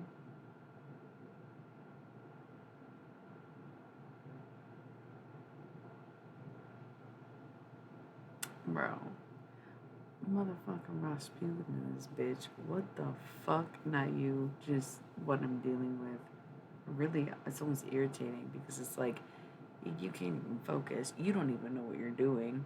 You're probably intoxicated of some kind because that's usually the case when there is an unbalanced kind of occultish, if you will, practice going on, because we don't realize that intimacy itself is that practice, right? And so when you have that kind of like powerful connection, which, like I said, I think I intentionally created a life in which I was going to reconnect with everyone I've ever met. And that's why I have so many fun, interesting, weird exchanges with strangers, no matter how brief, that end up becoming very deep, because like I wanted to experience every type of love and every person I've loved in one lifetime. And so some are more permanent and striking than others, and some are more vivid in my mind and stand out no matter how short they were or how incompatible we became in this lifetime, you know? But each one is leading me down this road back to the one person where I was asking, actually, what if I was a child learning how to lose a dream and they were a little bit older and doing drugs, you know? Did we end up in the same realm? And that's why when we met in real life, it was a confusing moment of, don't I know you? No, I don't. Oh my God, are you that person? And then I look in this book today, and it is mine. And of course, they had a copy. This is a long time ago. I don't know why I'm bringing this up, but it's coming out like fluid. And I thought about talking about it earlier, and there was no point. But I looked at it, and I was like, I'm gonna roll an ad break. But then I noticed that that same era, that same time, where the painting that I left with the book, way back in the day, ended up in the whatever you call it, and someone sends a picture and was like, this. And now, years later, after the subsequential work of art by the other person, which seemed oddly familiarly inspired by certain things or events or words, to see the title of one of the tracks become so obvious, and then of course looking at the story and seeing, wow, what a cute little choice that was. Freaked me out a bit. I'm gonna cut to a commercial actually this time too, because why am I even talking about it? But also, why do I silence myself and pretend like this isn't my spiritual journey or real life that I go on? Because what is love but obsession of the heart, mind, and soul? Why distance yourself or pull away from the things that you know you came here for? Mwah. Okay, BRB.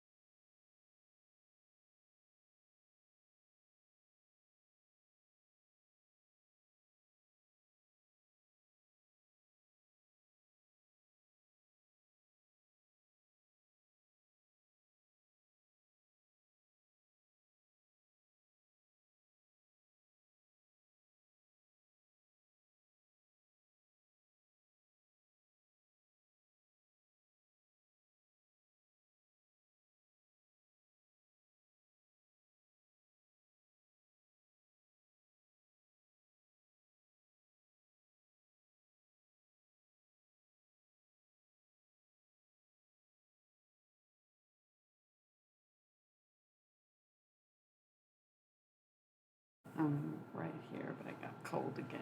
I'm putting a sweater on, so I'm just chilling, catching up on these comments. My belt broke. That's okay. We're just gonna leave the ASMR. ASMR. Okay.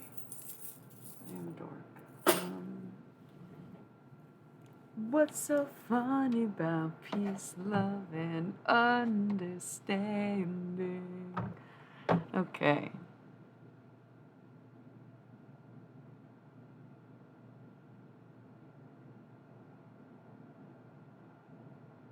Oh my gosh, I don't know what you're referring to, but thank you. It's good to see you. I feel like you are always here at such surprising times, but always so supportive. I love it. Thank you. You were there in the very early days. The Elvis Costello song? Bro, are you kidding me? I don't remember last time I listened to fucking. When was the last time anybody listened to Elvis Costello? Please be honest. Like, is it just me? No. Oh, interesting. That's kind of cool, though. That's cool. How weird, right? They're kind of like heavy metal. Okay, not heavy metal. Roast away. Don't give a fuck. They're like heavy rock. Like Tool, but not Tool, right? Not like Alice in Chains, but didn't they do that one song? Um, when I feel the snake bite into my veins. Is that not a perfect circle? Maybe not. That would be the only song I know if it is one. Damn. Okay. So, never mind. Who sings that then? Damn. Yeah. Isn't that the same guy? I associate those two bands together for a reason. I think it's because my Spanish substitute Spanish teacher freshman year of high school was into both of them. Um, it's not. There's not a similar band person. I thought one of them was like a super group. Really? God. See? Full circle though. I like don't know what I'm talking about, but because I have sort of like a photographic memory that there are certain things that'll stand out where like I remember connections, but like I won't if I don't see it in text as much as I'll read something in passing or someone will say something in passing where I can build upon the memory. This is one of those things where it's like, nah, I'm not well versed in any of these subjects, but I'm like, there's a reason I'm bringing all of this up, right? So silly. Yeah. So silly. What's up though? I got this like freshly packed mug, been ripping it all fucking night. I'm in a goofy ass mood, coming off my period for the full moon. Um, you're awesome. I think the night's going great. It was really slow earlier, and now it's been a lot more fun. We did like a bloody moody moon hour and read some poetry, and it was dark as fuck. If you guys want to pick a number 1 through 22, but you can't pick 4 or 22, you're more than welcome to hear some of my weird ass poetry. We also did number 11 already. You'd have to watch the other video. Um, but we're also using the Halloween Oracle. I've been chugging this pop, hence why I just pretended like I was not burping. It just said not to do 11. I already read it. You gotta watch the other one. So clearly it's not meant to be.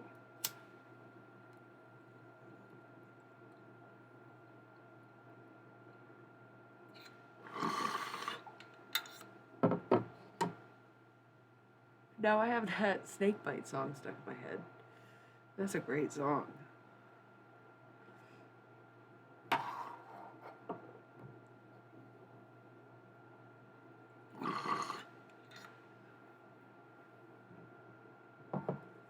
Whoa, hello everyone. We are not doing much. Been playing with the Halloween Oracle and having some intense conversations about dreaming and love and stuff. Yeah, we were talking about the occult. Exactly. Um, it is what it is over here. I'm a necromancer, so I'm into it. That's what I use the Halloween Oracle for, is to talk to dead people. Um, it used to be one of my most popular decks. People were really into it. I guess it's a different crowd because out here it seems. I think personal take on occult is things that deviate from the norm. So when you see the word occult and you see the word cult in it, right? So it's like an ideation or a form amongst the community or a group of like-minded people, cult. But the ak in it sort of is the spin where it's like an echo of a cult, if you will. And so it's like grown over time to mean specifically like the realm of magic and dark arts and whatnot. But the nature of it is just the same as any group, but almost anti religious in its origin, in a sense. So That's just my take. But yeah, I think it's anything to do, not necessarily secret, because secret societies are not necessarily a cult, but they are cults, right? But they're not occult, because a cult is more secular and more particular to magic at this point.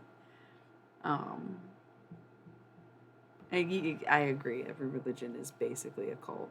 And the occult isn't much different, but it's like a broader spectrum of like anyone who doesn't fit one of the cultish categories of other religious sects becomes a cult. Anything that deviates from the general norm, which is most major religions, but then you might even see occult influences within some of those major religions, especially something like Judaism, where um, the first time I ever went to a seance was at a Jewish community center, and that like never fails to blow my mind because I was still young, and I was like, "Ooh, Jerry Garcia, this is so cool," um, but I wasn't like full blown necromancy. I had just had paranormal experiences at that point, so um, even people in major religious cults, if you will, are still akin to or keen on the occult, right? And I'm not Jewish, so I'm not like speaking super on that, but I also know that a lot of like Jewish people or part of Jewish culture is like superstition, you know? Um, Even sitting Shiva, I had this whole kind of like conceptual mind blown moment.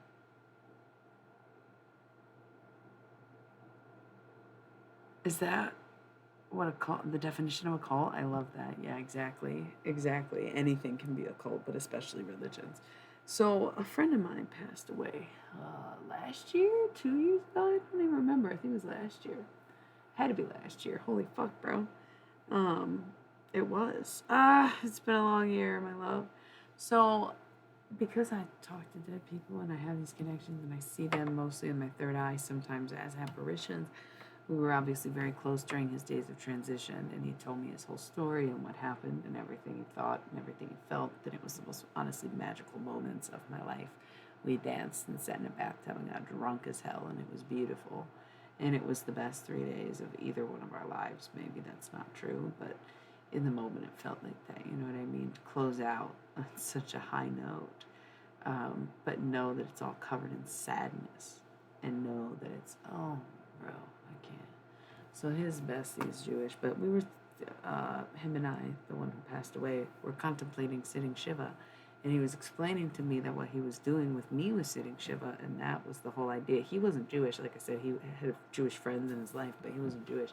And so the fact that this concept was coming to me when he passed away, and he was telling me that, is he was telling me that basically what I was doing was the earliest concepts of sitting Shiva, and that's why things like seances will be hosted in religious buildings with this religion, because they've always been open to the idea that the person is there. That's why they do that. They come together and sit with the family for a week to grieve. Thank you. Kim's got a watermelon gun. Okay, I'm sorry. It's the consciousness of one. Anyways, somewhere in number. So I was sitting Shiva with him. This idea that I was sitting with the deceased and not just. You're like not the first person to say that, and my roommate has that book, but I've never read it. The less I know, the better, I think. Whoa, hell yeah. Okay, so you were right about the secret thing. I don't see it that way, but it's by definition totally. And I guess that is what I said by like not being mainstream, is like anything that goes averse to what's popular. For sure. Anything outside of religion almost. It's not spam at all. Hey, Kim's got her watermelon. Sorry, it's so corny. Anyways, we were talking about some shit I don't know about because I'm Catholic and not Jewish, but like I said, my friend, when he passed away, was basically shitting Shiva, God, sitting Shiva with me. And I was alone, so it was kind of creepy because I felt very ready to go with him in a moment when you don't need to get a little too tipsy. But it was definitely worth the experience because I never felt so closely comforted by the person who was gone and dealing with death. And it was the first time that I really had good support, but not familiar support during that grieving period. And to be with the person, it was just such a mind blowing experience. Um, there was a very particular reason I brought it up, but in this moment, I'm not. Well, I guess the Shiva thing. I was just we were talking about religions, and it just popped in my mind that I never really shared that with anyone. Where it's like the idea that this I never really looked into it either, if it were true or if that were a commonly held belief amongst the Jewish community that you do feel the presence of the soul of the person, or if it's because of the transitional period between life and death. But that is what it felt like we did, and so I had this like connection to it. But yeah, that's what I love about what I do, is that I would never restrict myself to one view or one religion or one cult, even one deity or anything, and it's just naturally whatever comes to me.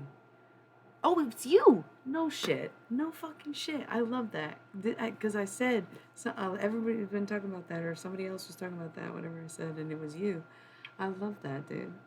That's how fucking connected this group is so cool, because people get really afraid of the darkness, but honestly, sometimes the light bugs me out, and I use a steady flow of both, baby. That's the whole thing. Why get wigged out? Why choose sides when you need a balance, right? So we're going to come into balance with ourselves this Libra season, but we're going to come into balance with everyone else, probably come Scorpio season. And it's like, fucking hell, sure, whatever, we'll do it. But at the same time,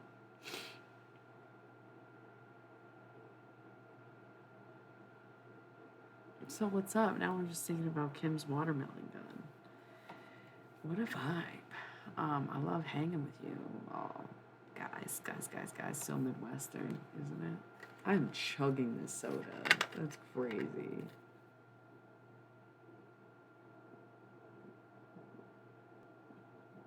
Sometimes it'll take me like 3 days to finish a fucking bottle of pop. Is Mars also in retrograde? I noticed like a ton of planets were moving into retrograde, and I don't know what they were. My Mars is in Pisces, and it's a full moon in Pisces, and I am like tragically letting go of everything I've ever known.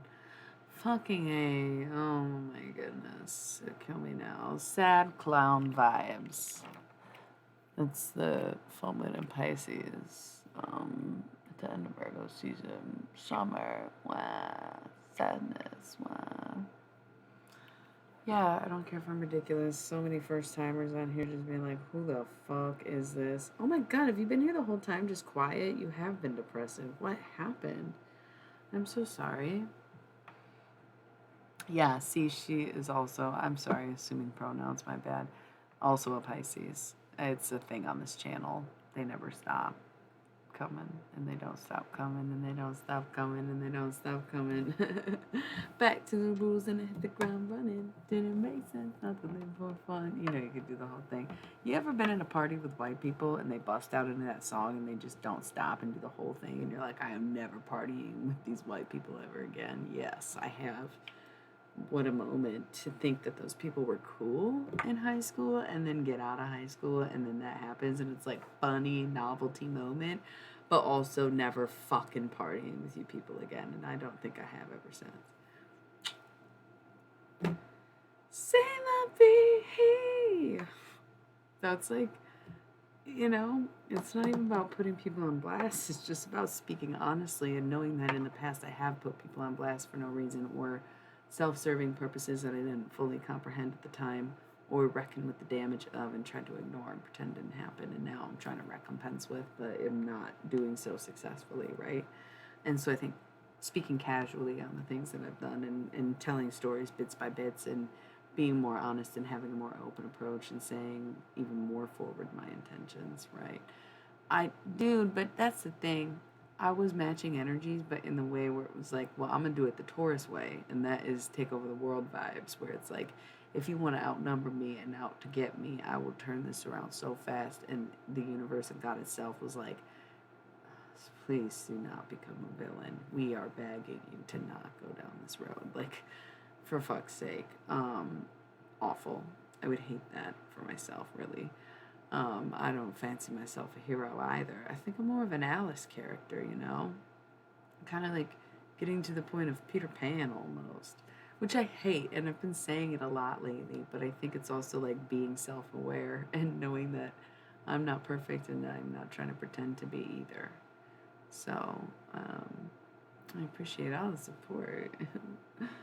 um, it's all for a greater purpose for me. You're so right, but also I guess I was thinking Peter Pan syndrome and me never growing up, but really identifying more with the magical aspect without like the cursing and entertaining of children. So more Alice vibes in the fantastical world where yes, Wonderland needs me and I know that and I descend every month and blah blah blah blah blah. I live in so many different dimensions. We know this, the dreams. Like that's the thing. I dedicated my life to knowing more about these things that I was discovering as a child. And it led me down a road to experience a lot of um, even like substances and chemicals, but to, at the core of my nature, just be more concerned about exploring from within and getting in touch with things like nature rather than human monuments or the need to conquer, see things fully. You know, I'd love to travel the world, but I really wanted to figure myself out before I put myself into the world when I couldn't always be trusted, right? So now that I have more of a grasp on who I am and my health, I could consider opening myself up to others, right? Because now I know where I'm at. Whereas before, I had no idea where I was. And at the core of my being, I really wanted to understand it, and I just didn't. But now, as I write, and now I look back and I see myself, and I wish I could give her a hug because I can't even say confidently that it works out. Still hasn't. But I just try to show her that at least we have become the person we wanted to be, even if we're not living the life that we wanted or imagined for ourselves. And that really hit me when I was watching the Royal Tenenbaums. So gay. I'm such an art hoe. What the fuck kind of fucking incestuous, beastly, disgusting, fucking freak. I know. Those are a lot of really intense, heavy words. Can we take some of them back? Redact, redact, redact. If you've seen it, you know. No spoilers. I'm not going to get into it.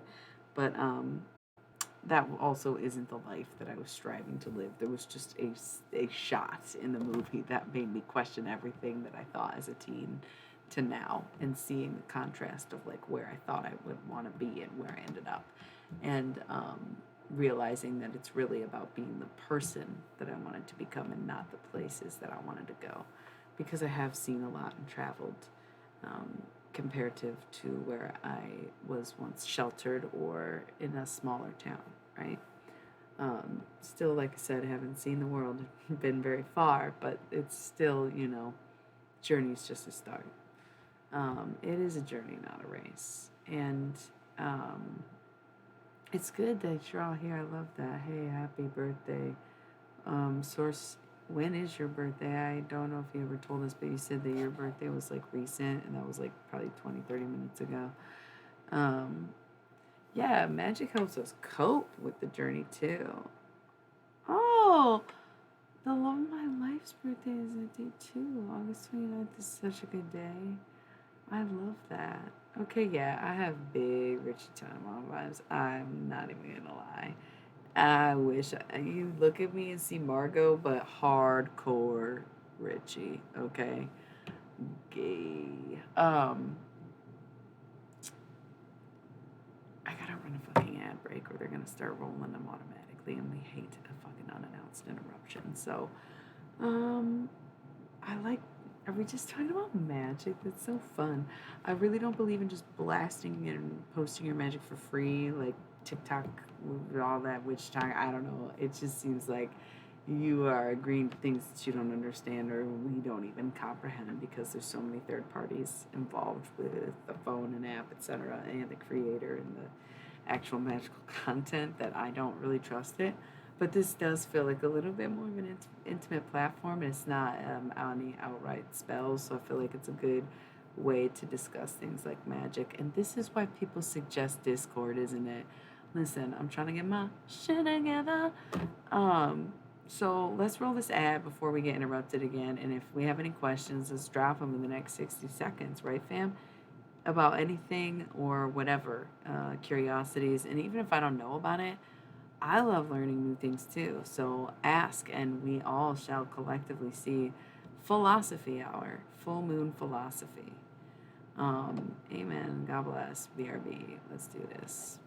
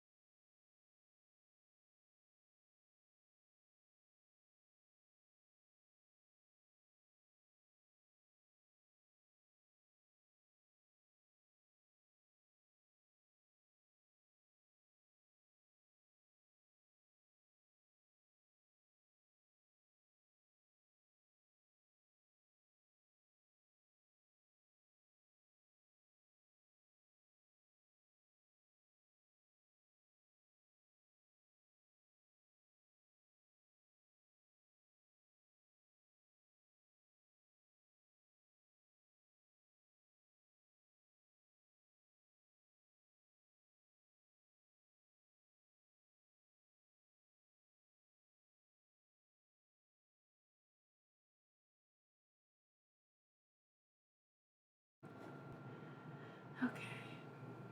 What is going on?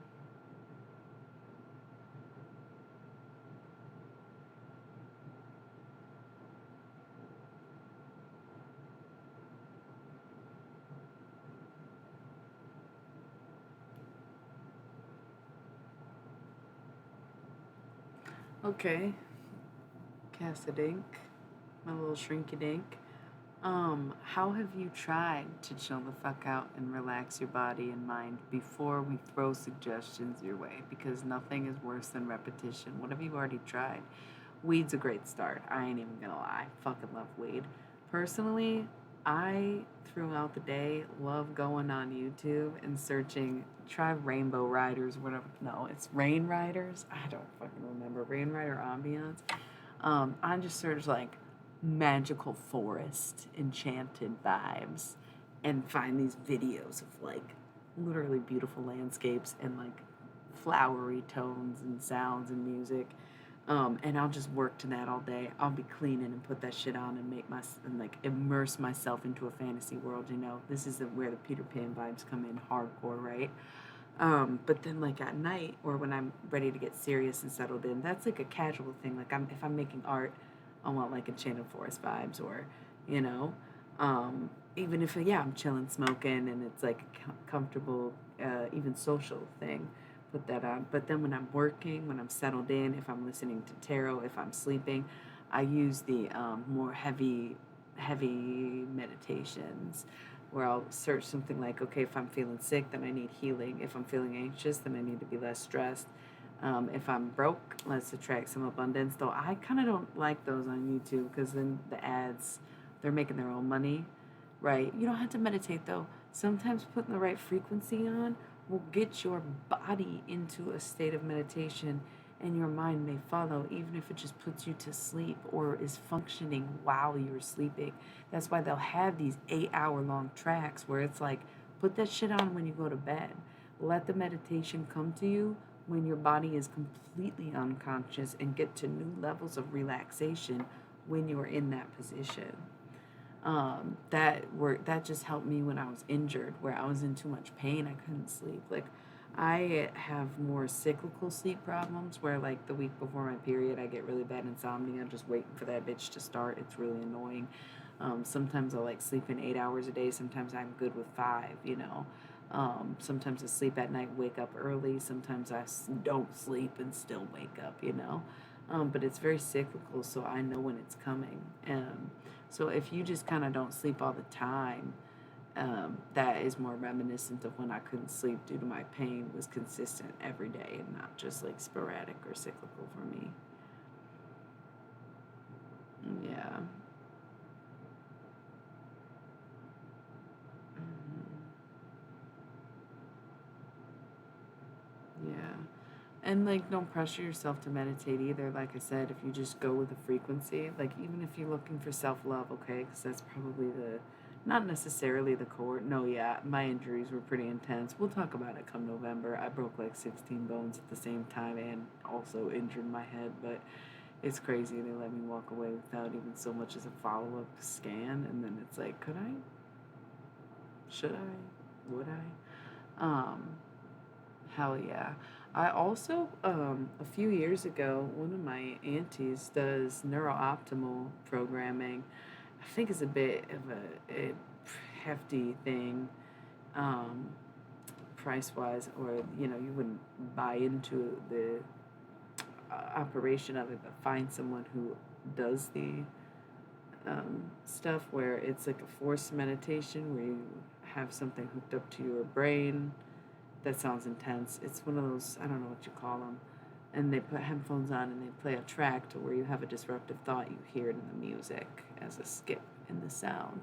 And so it's like guided meditation in a way that helps your brain recognize when you have a disruptive thought rather than trying to think away your thoughts. And so when you keep hearing the disruption, you focus on that instead, and then you realize you have less disruptive thoughts, and that's kind of the idea. Sometimes I'd fall asleep and feel like I'd be asleep for an hour. One time I didn't wake up, and she's like, I had to give you a second to sleep, but it was very hard to get you up. And I was like, holy shit. And so it doesn't feel like you meditated all the time, but you feel good after, So finding something like that in your area, even like, I don't know, I've only done a Reiki session one time.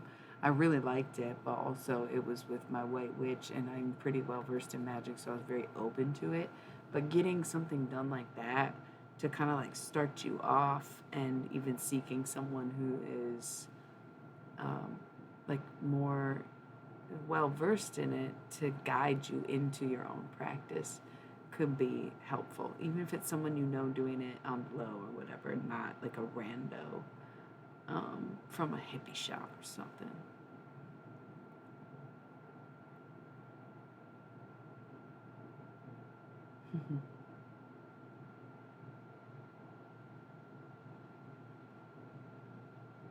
Yeah.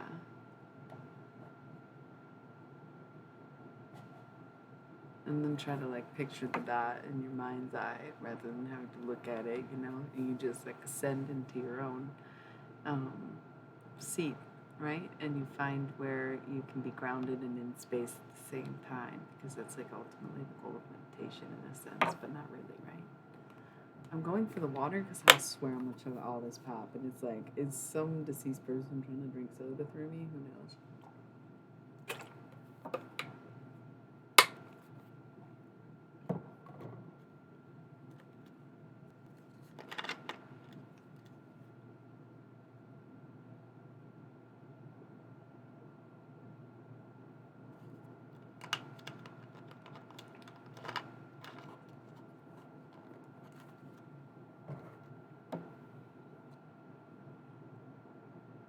Nope.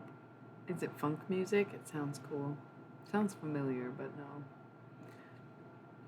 Um, YouTube is a great place to start, honestly, too. I mean, the dot method's great, but I also think, like, even something like yoga to get your body more agile, right? More flexible. Binaural beats is great. I also like Kiffin beats, but it's a totally different vibe, and it's not meditation music like that. Um, right. That too. I've always been pretty good at living in the moment, so I think that's why it came natural in me to do stuff like meditation or dimension hopping. It's so sad. I wonder what prevents you from being in this reality in that way. Okay, this is going to sound really dark, and my poetry from earlier definitely reflects that, but also is the Pisces full moon energy. So, like, okay, here we are. Sometimes I do compare life to death just to kind of not necessarily scare me into living, but to make me appreciate the little things, like remembering that when you die, you may drink something again, but it won't have the same flavor, right? Yeah, sure. But things are different over there, you know? And so the sky looks different. It is kind of dark. It's more neon stuff. It's like space. It's like empty space in death, you know? And so it's like seriously appreciating the sun and being like, damn, these sunsets are unreal. I'll never get sick of this, you know? The sky looks different every single day. It's crazy when you really think about it. Like any given moment, the sky is like a snowflake. I was talking about this yesterday, how like so many things in nature have a very individual print of itself, no matter how copied it becomes. And that's just like us. As much as we might be genetically the same as someone else or like have a doppelganger or whatever, um, ooh, I get addicted to the sound. But that's the thing, musical arrangements are even different, maybe even kind of scrambled in other realms, right? So, just appreciating like these small details that make life, from our human forms to the ceremonies that we perform to the sky, and all the other things that just make life what it is. And to sometimes think that death could be upon you at any moment is sometimes what kicks my ass into high gear when I'm feeling too anxious. Where it's like, maybe I need to realize that the greatest anxiety in life is never going to know when it ends, and then one day it's over. And once you can address sort of the greatest fear, then you can kind of knock down all the little tiny fears that you have in between them. Maybe you talk to dead people too. Who knows? I always loved a mausoleum trip with my grandma. Holy fuck. One of my favorite places ever. I don't even know why. Creepy as flying hell, but oh man, I have always loved the mausoleum personally. Um, had my days of hanging out as little rebellious shits in cemeteries, so I try to stay out that way. Um, Unless I'm visiting somebody in particular, but the mausoleum, dude, whoo, I would take a trip through there anytime. Love it, love it, love it, love it.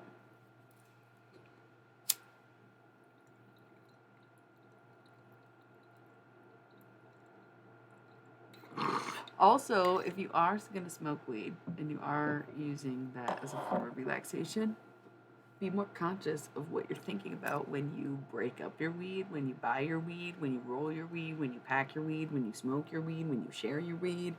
If you're having anxious thoughts and out of control, whatever, and you're just like, oh my God, I needed this to relax me, I don't know, whatever, mind wandering, um, each bowl you pack, you know, when you're at the fucking,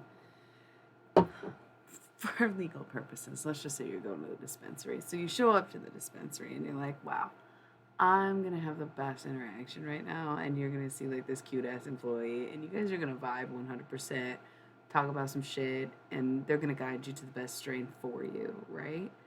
Um, I love all these messages. I don't know what color, what anybody's talking about, but anyway, I love it. Please explain yourselves. I hate that I have these layers on. Hold on, we gotta figure this shit out. Um, so you have this great interaction, and so your intention's moving into the experience of the ritual that is marijuana, is to have a good interaction with the person you're getting it from. So then you, on your way home, or you know, when you finally get to the packaging, you open it up knowing that this is going to refresh your mind and relax your body. You are looking forward to this lasting you for a solid amount of time because you invested your money into it, and your money comes from, um, amen. Oh, just tip if you can, you know. Um, it's like, you know, your investment that you put your work into to get. So it's like the whole process is staying focused on your intention with the weed, so that it's not just going to backfire on you because you're like associating the weed with anxiety and becoming dependent on it like it is a drug or some kind of prescription, which sometimes it is. Medical marijuana is for real, but you got too many spirits in your house, shit, get some, not necessarily get some sage, but bundles come upon you for sure. And if you have herbs, you can dry them out, or many, not any, but many kind of leaves, or even incense. When you light an incense, if you got a spirit, you just need something to smoke. Okay, that's good. Yeah, that's chill.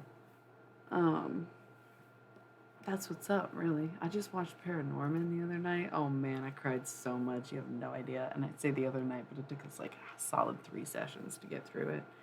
So, anyways, I am a vibe. Patterning vibes, whatever that song is this sweater makes me think of.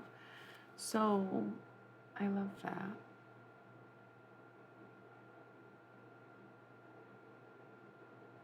I could see that.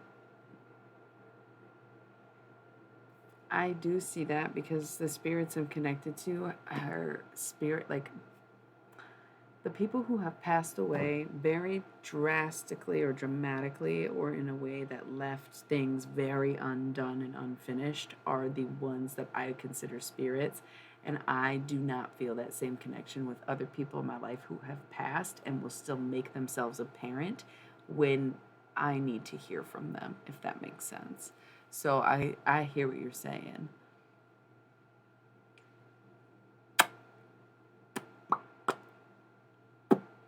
I thought a dirty pop. I don't know. Isn't that funny? It was like I had lipstick on and I don't really anymore. What is the Agorist?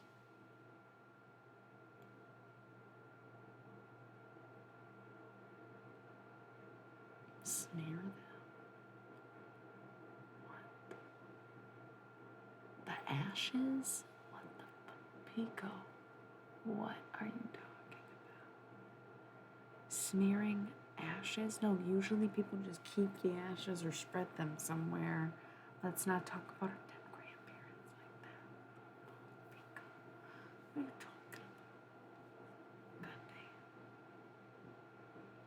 damn. My lips feel crazy though. It's raw.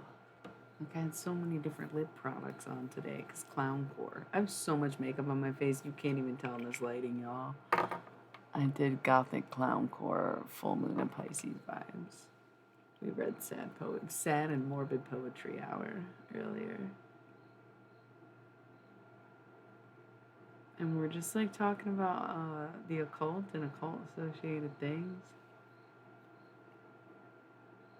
I'm wondering why the fuck I'm hearing crickets right now, and a part of me doesn't want to know, but also will take it as a positive omen. I'm about to look that shit up. It feels so much better. I need a little lip gloss, apparently. Cause my lip gloss is good, my lip gloss is popping, I'm standing in my locker, and all the boys be sleeping. What you know about me? What you know about me? Not much, little mama, but I would love to know more. Honestly, I love her. Crickets. Spiritual meaning. Success, personal realization. Whoa, heighten your intuition and perception. Assessing your subconscious and discovering your inner self and talents. Hell yeah. Once again, don't love that I'm hearing them, but also going to take it as a positive element. Focus, self-expression, intuition, sensitivity. Good luck, good fortune, wealth, and abundance. Fuck yeah. Haven't heard them at all this summer. I thought that was more of a summertime thing. I don't even know if it's like real or fake, if there's like a door open, if it's in my space. Like, I don't know if y'all can hear it.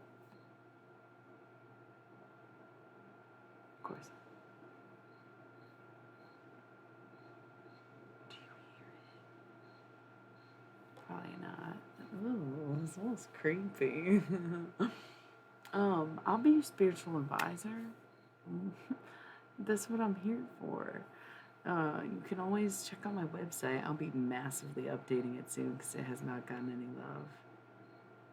All those thoughts buzzing around your head.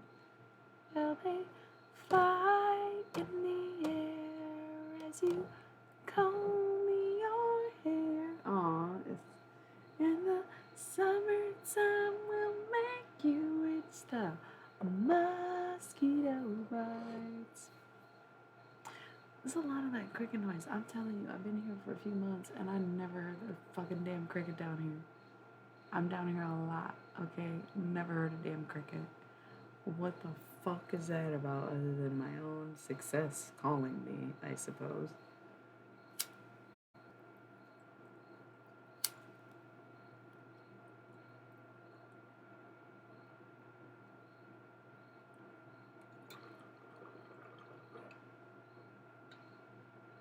Buzz of love, because that's what it does.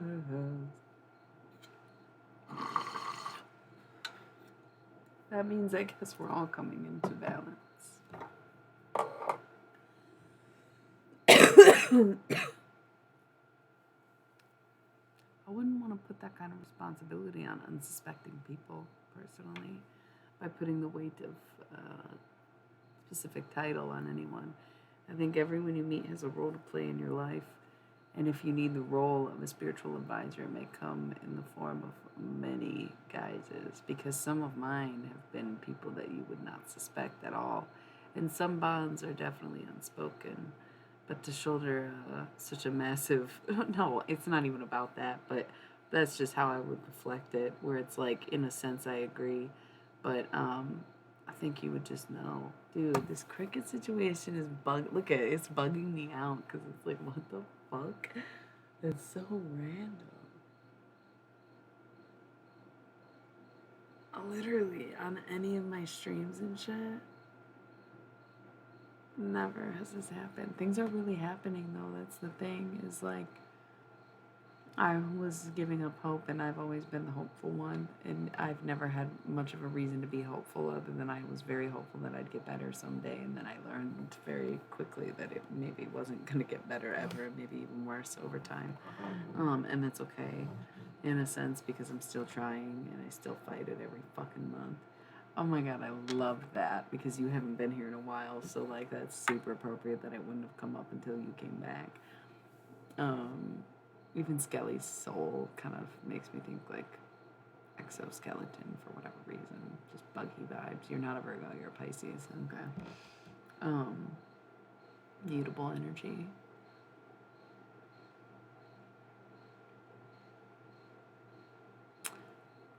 Shut up. Are you fucking kidding? Dude, I tried to watch Pinocchio with my niece recently within the past year, and I didn't like it at all. It was very boring, and I'm like Italian as fuck for an American, but Pinocchio was not hidden right. It was like maybe more creepy. Oh, the new one. Okay, that does make sense. So it's not even that weird, but also it is just weird that we all coincidentally are having this right now.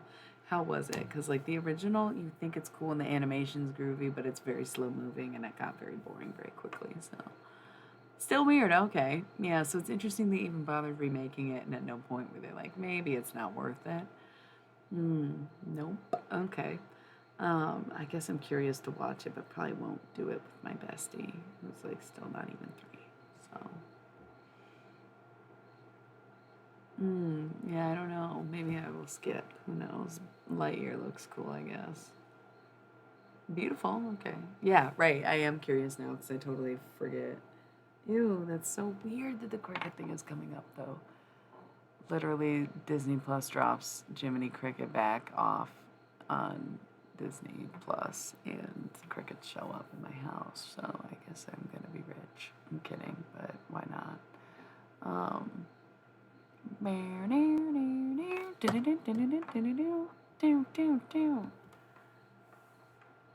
Not sure what you're referring to. Mostly goofing around at this point. And I really got fucking bugging stuck in my head. Well, they fly in the air as you comb your hair. Yeah, it is the crickets. It is the crickets. How am I ever going to stop thinking about that fucking song? cook for correspondence. Yeah, 777, I don't know. I feel like that's gratitude, right? I think 777 is also the number of God, right? And 666 is Satan. Um, and then crickets, from what I saw, is like good luck, good health, good wealth, and abundance, and focus in general, focusing on the self. Um, God, that's so interesting that this is happening. Yeah, I love that, especially because like I think it came out 9/8 was the day I kept seeing ads on Hulu for Disney Plus Day, September 8th, right? And then 9/9, and now it's well, it was the 10th, now it's the 11th, and I feel like we are counting up to count down is the kind of energy, and also I feel like okay, so I have this habit where anytime I find a scrap of cardboard, I like to just draw on it, and I did a series of angel numbers, and I never posted this one. Isn't it fucking adorable? 1010. Mwah. The back is 1212, and I just kissed it, but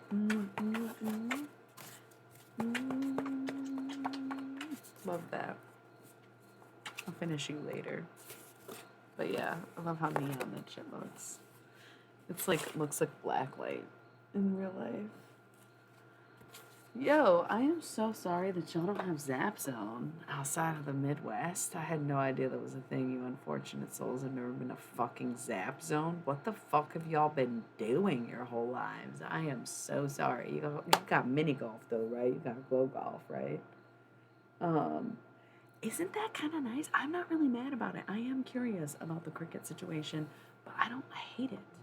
I'm sorry if I keep busting out into song. Look, 222 on the time. Not the hour, but the time on the video is 2 hours and 22 minutes. I'm getting sick of these glasses, honestly. They're prescription and blue light blocker, and I feel like if I'm staring at the computer, I should have the blue light 2222. But I feel like different parts of my cycle require different eyeglass requirements. I don't know how else to say that. All those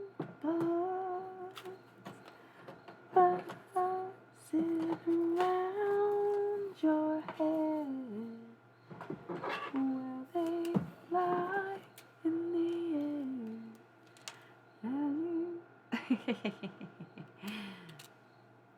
No, I was saying the time on the video is 2 hours and 22 minutes, not time was 22.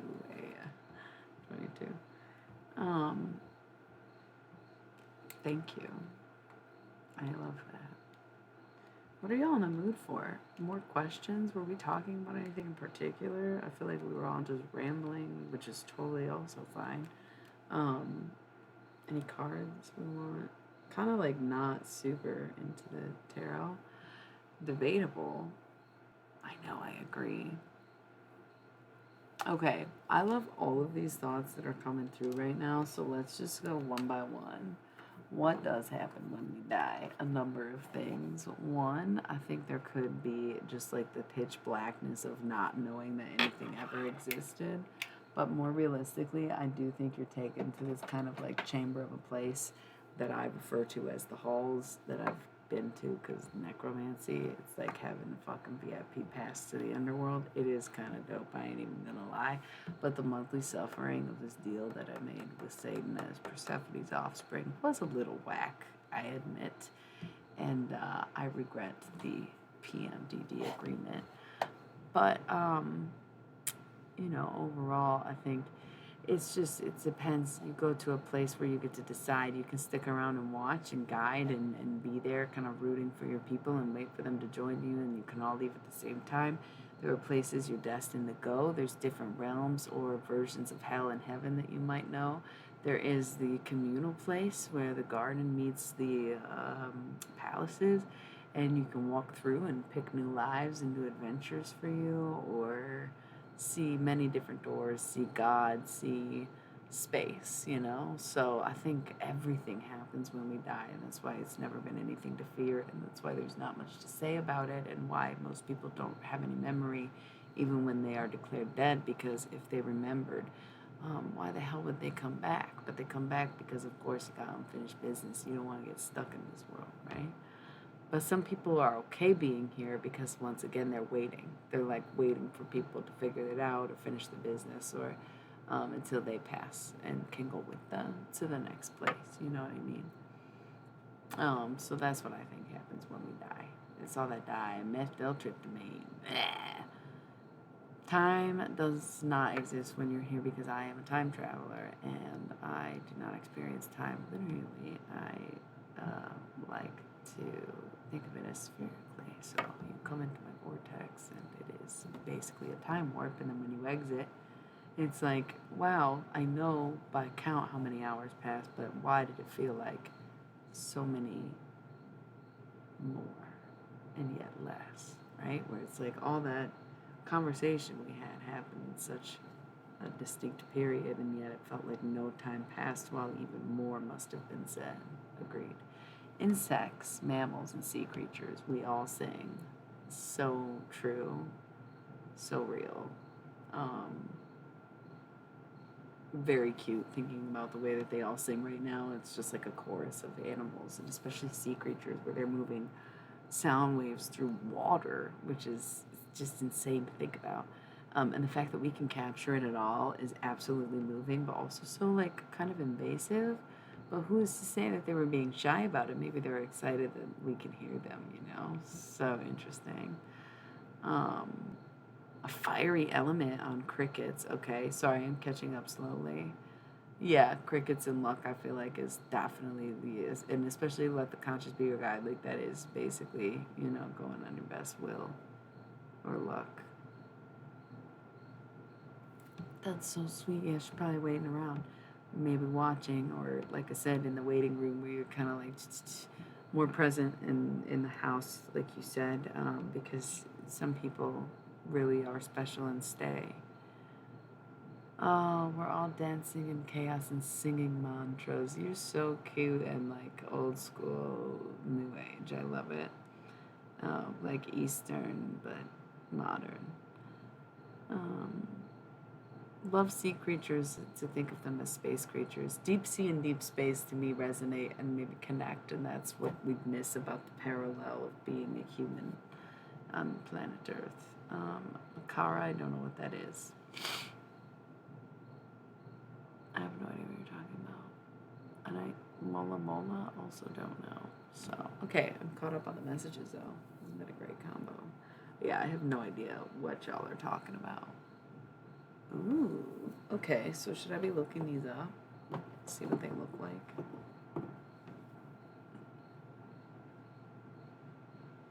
You know what's so funny? I'm American, and it's now September 11th, and I just can't even bring myself to go there because they'll probably just label me as or something, and like I don't want to deal with that. And all I can think about is September 77, Port Elizabeth, where I find it was business as usual in police room 619. Whoa. I'm looking at this ocean sunfish. That is creepy as fuck. It looks like a floating bone. What the hell? So archaic. Dinosaurs didn't go extinct. They went into hiding. Jesus fucking Christ. They're really chill because they've been here a long time and realize that's how they survive. Okay. Now, Makara. Oh, that's Makata. Makara.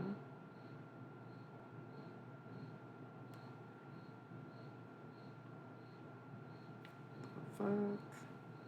Oh, so this is like a more lower. Whoa. That's hot. That's super cool. It's very like inventive. Maybe they were real. Maybe they still are somewhere. Oh, is that where Capricorn comes from? Water goat? Never put that together. Jellyfish are very fucking cool. I've always liked The idea of the deep sea anglerfish, just having a light attached to you in the very pit of darkness. But that's why I think that we are incapable of going to deep space, because we are deep sea ocean, because we're also incapable of deep space travel, right? Because the pressure's too great, because you literally come out in a different sort of dimension. Fucking, I am an octopus. Um, Eels are definitely dope. I think squids are my all-time fave, if I'm being honest. Octopus are like so smart, and it is sad that they have like a 3-year long lifespan. Squids are not much better.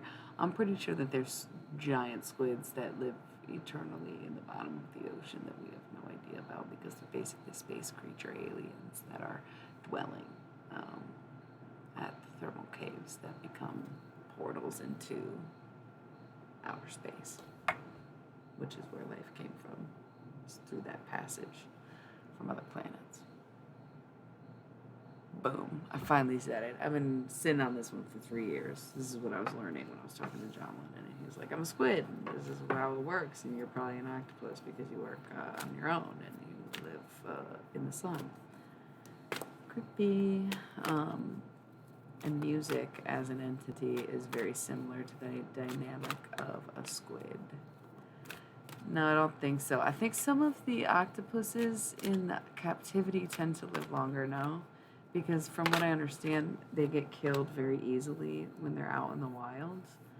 From what I remember, where they die really dumb, where they kind of like kill themselves, not intentionally, but just because the functionality against predators, or like the things that they'll do. Yeah, I don't know. I think the ones in captivity actually live longer. But then they are constantly trying to escape. So maybe they're just in general suicidal creatures. Who knows? I love them. They're aliens. That's what I'm saying. They're like a leak in the fucking foundation. You know? Should we pull out the mystery deck, or should we stick with the Halloween Oracle? Should we just stick with the conversation? I picked up the cards and nobody asked me to. So I'm going to take a hot 60 seconds, or they start rolling them. You know how it goes. Yeah, they do seem like horny bastards, don't they? All right, let's pick the vibe, because now I'm kind of into this, like, y'all are, like, stuck on the sea creatures, and I'm, like, aliens again. So let's take 60 seconds. Where are we going with this? Should I keep the cards out of it? Are we talking about magic? Who knows? I'm staying out of it.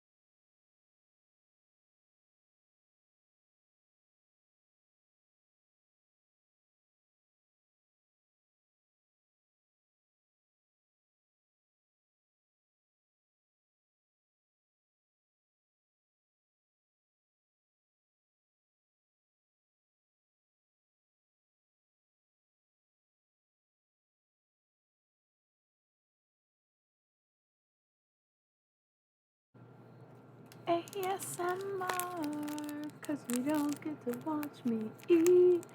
But I had one chocolate and I wanted another one.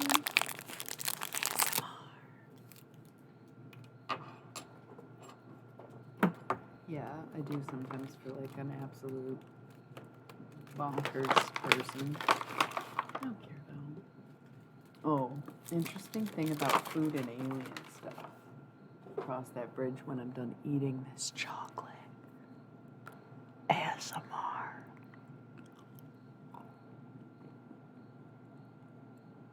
Mmm.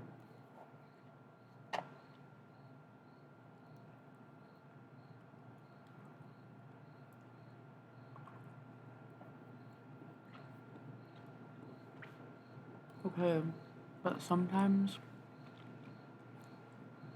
being in orgasm mode is being in square up mode because you can become competitive with your fellow species, right?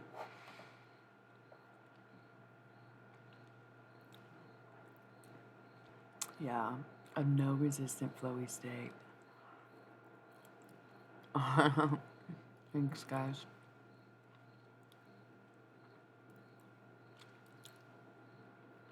Amen. Okay, I'm done with my chocolate. Sorry, I'm a hoe and you don't get to watch me eat for free. Yes. Mmm. Sorry, yeah, you know, it's obnoxious, but I really wanted to eat more chocolate.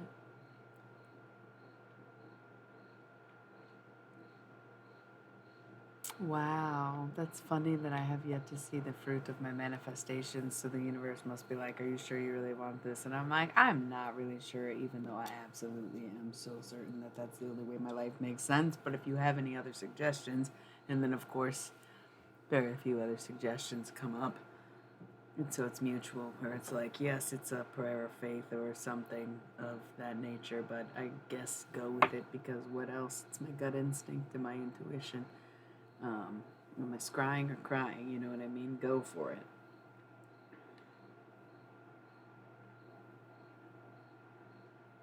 Even if it's just one piece.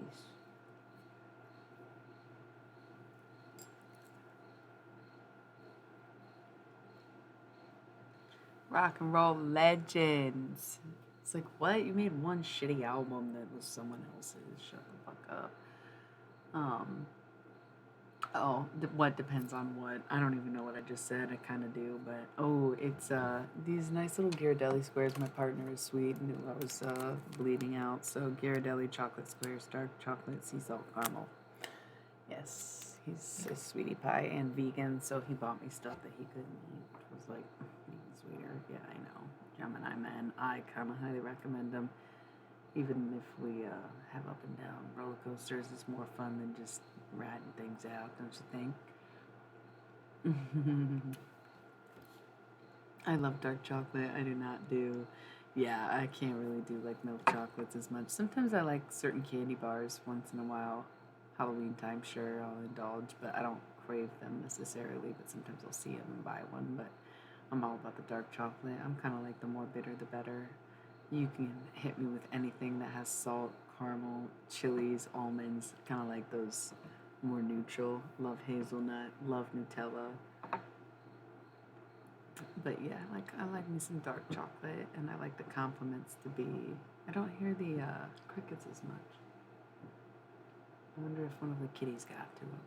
Nope, there they go. They're like, hey, bitch, you still gonna be abundant. Don't you worry about it. Cute. I don't like chocolate flavored things. I find like I don't like brownies. I don't like chocolate ice cream. Never was a huge fan of chocolate milk, except for one particular type of chocolate milk. Growing up, there was like the perfect chocolate milk, and I just never liked any other ones. Oh, did I say that you were a she? I don't know. I'm sorry. I didn't realize. It's just like, yeah, Pisces energy is femme energy, so you're not wrong. Double femme.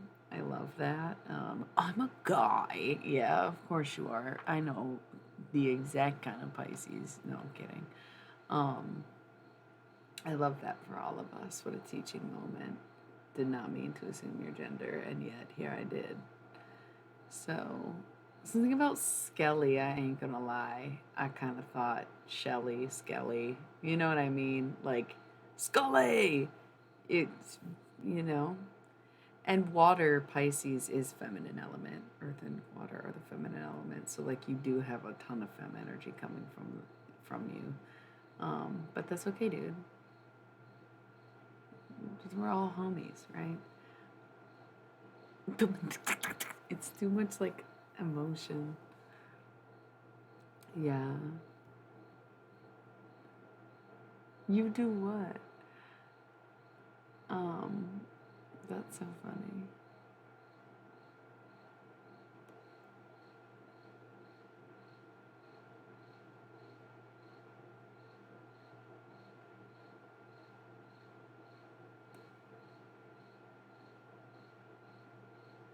got lost in thought thinking about Pisces placements. Really, your sun and moon is in Pisces? You can even look at your birth chart and it'll tell you like how many feminine and masculine placements you have. Wow. So like even the outside influence was feminine. We'd love to see it. Cool, cool, cool. This full moon is in Pisces. You knew that, right? So like extra heightened senses and emotions.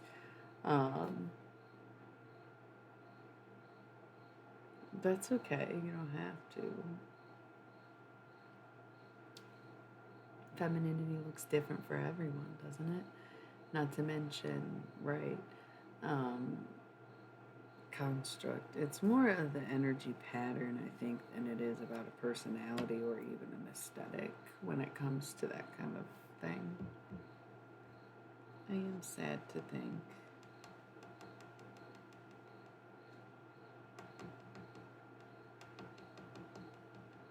Y'all, I can't stand Pisces right now.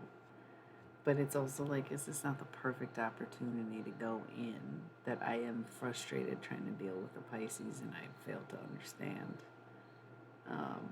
the depth of which someone is emotionally hiding or the reality of being emotionally manipulative. Insane. I am far from trying to play that game, y'all. What is wrong with y'all?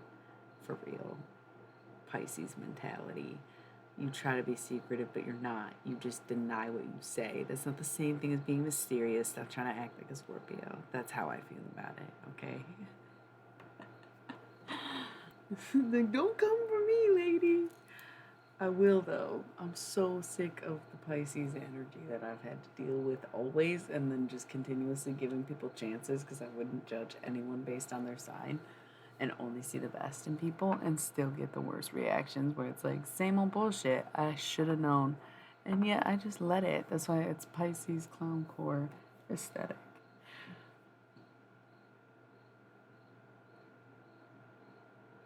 Wow, that's what you meant by new moon. Okay, crazy. Right. That's so wild. Listen, I have a couple of really solid ones. In fact, this one I thought was a pretty solid one until they just flipped on me and I can't figure it out. And they refuse to address or talk about it, but then will, I'm pretty sure, send creepy fucking poetry anonymously or think they're being anonymous, but make it super obvious and then like admit to it, deny it. Very weird, you know, where it's like, do y'all just really not have a handle on your emotions to the extent where you'd be so disturbed that you cannot address the person that you're obsessed with? And like in a way I've been there, but I guess there was a lot of like nuances between them.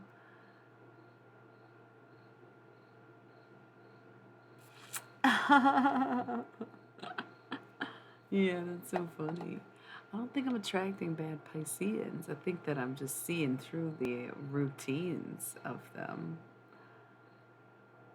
I meditate a lot, yeah. What you mean? Or you're saying like as a Pisces you gotta meditate a lot in order to like find your center or whatever.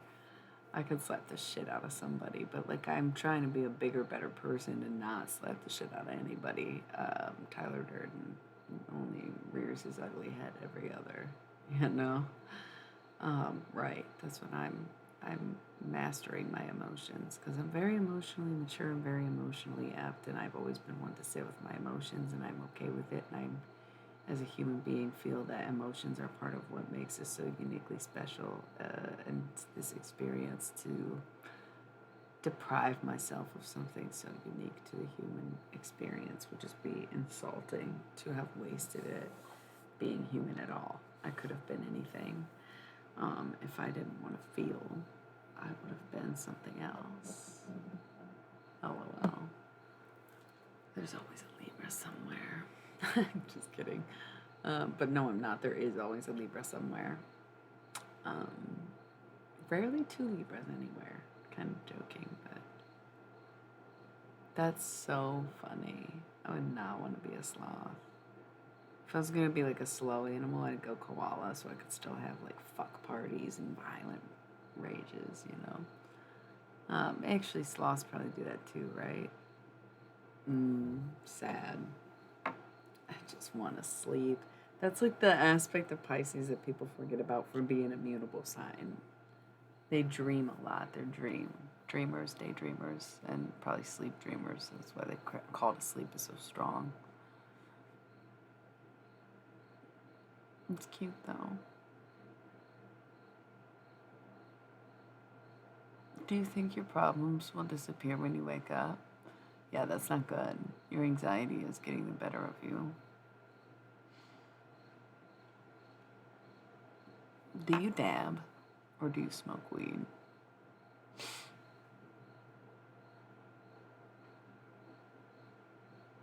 I like edibles, but you dab? Maybe you need to cut back on that. I think it's inducing more anxiety than it's relieving you of anxiety. It's the concentrates, in my opinion, that are like for me because it just like, yep, it turns something so natural and something so like God-given greenery into a drug form where it's like, why make a higher concentrate of something that came to be naturally, and how does that separate something from as simple as the poppy plant that gets turned into opium or heroin? What is the difference then when you see that movement from marijuana to something like a tincture or dab wax, you know? And so it's like a lot more intense, I think, than we maybe realize. And I'm not completely against it, but sometimes if you are experiencing that kind of anxiety and smoke a lot and you're doing dabs and stuff, it's like, yeah, maybe cutting back and getting back to flowers or taking a quick tolerance break so that flowers actually do something for you. But if you're at the point where it's escalated to that and these concentrates, you know, that's just what I've noticed being someone who's used a ton of different coping mechanisms, especially all in relation to marijuana, and I do really like edibles. Dab's the best.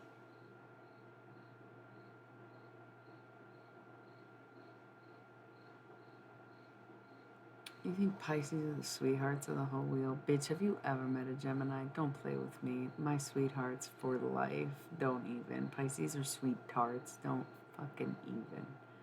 They act sweet, but they are tarts at the end of the day. Just kidding. Half the room is Pisces. Why would I say that? They're like, fine, we'll just leave. But they're like, hee hee hee. No, seriously, Sour Patch Kid vibes over everything.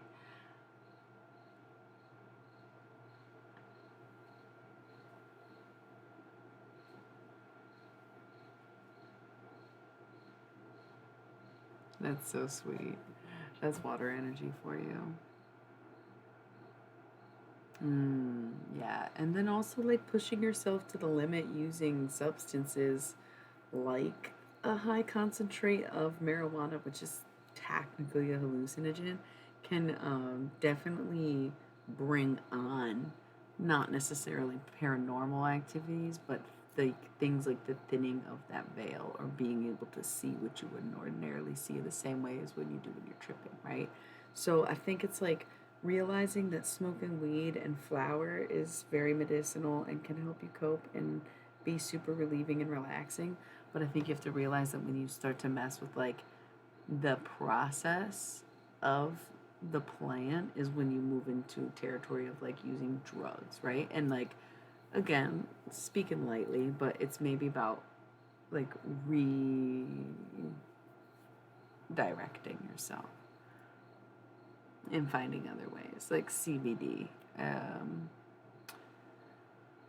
was even gonna say kratom, but that's like taking one supplement for the next. But also like anything to kind of get off the dabs, bro. That shit is tough to quit, and some people never do. And I think you're young, but no, I don't know. I don't know. I was surprised to see that Pico's a fucking cutie too, a young ass, whatever. That's pretty young. It's that age where you gotta start thinking about that. Like what direction you're going to go in, if you're going to just stay on that path and keep committed to it, or try something different, be flexible in your routines and habits. and see if you can't come up with a better system or compromise for yourself. Yeah, I don't either, even at 30. Oh, see, I'm so mysterious, but then sometimes I just drop things like that. I feel better than I ever have. I've been very concentrated on the idea that I am who I want to be, even if I'm not living the life that I wanted. And I'm very much forgiving myself for having gotten nowhere all this time because I had no idea that I was dealing with PMDD all my life.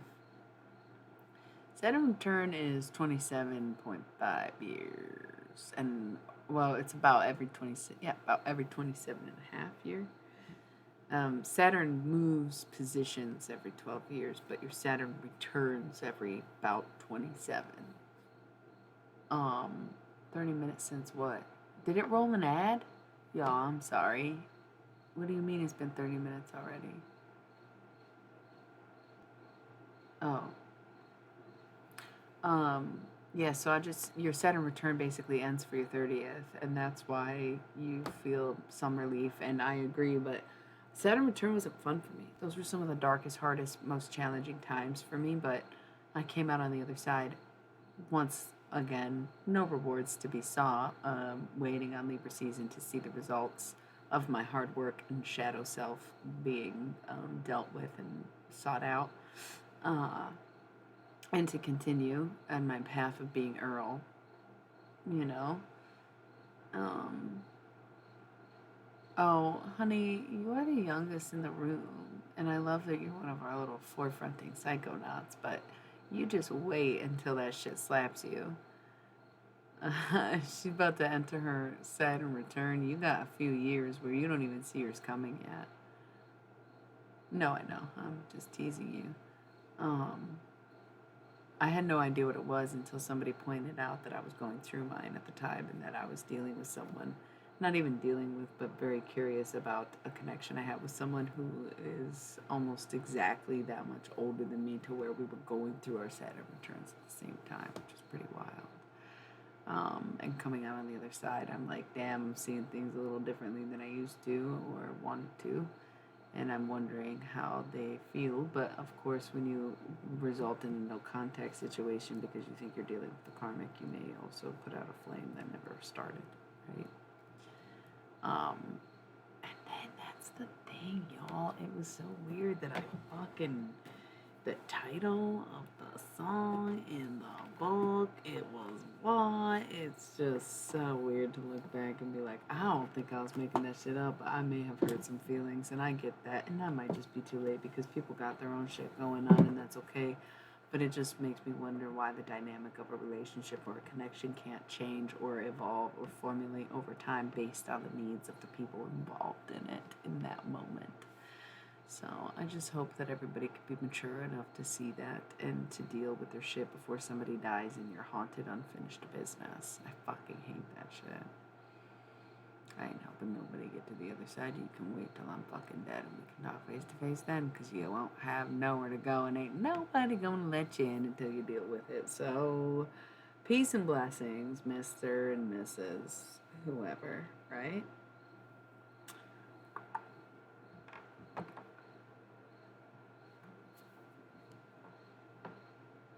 Yeah, okay, we should run an ad break. I don't know what if it's telling me if I don't, it's gonna just start running them for me.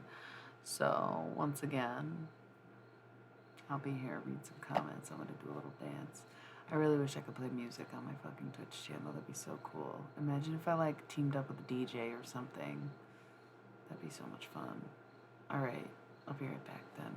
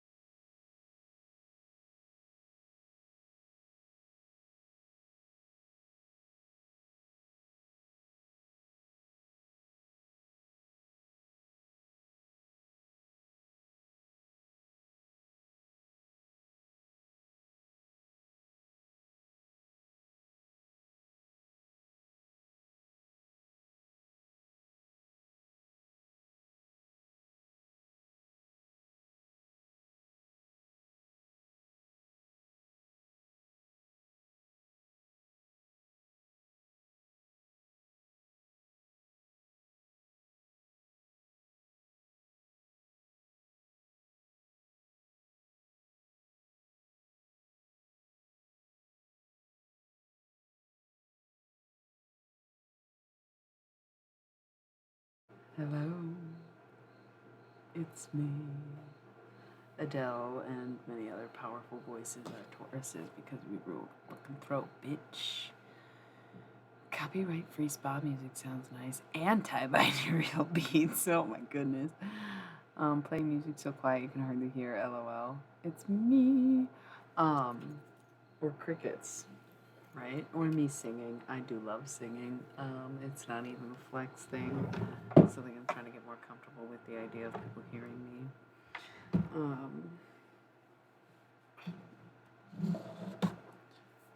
Yeah. Skull of Flowers, Greeting Through the Ashes, and Jack-o'-lantern, Protection. I think these are speaking so much to me. LOL, it was them damn crickets again. All those bugs. I want to light more incense too.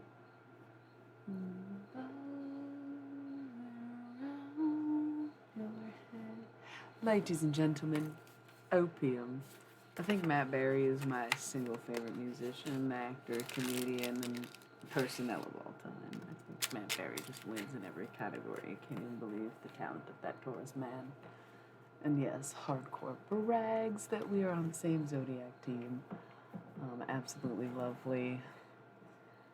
Amazing. Ooh. I had to put my hair up too. I was getting sick of it. I don't even want to be wearing this sweater anymore.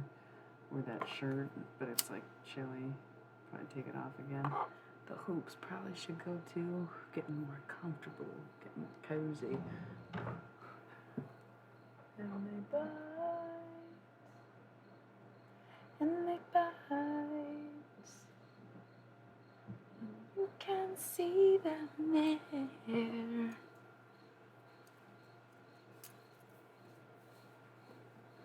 So yeah.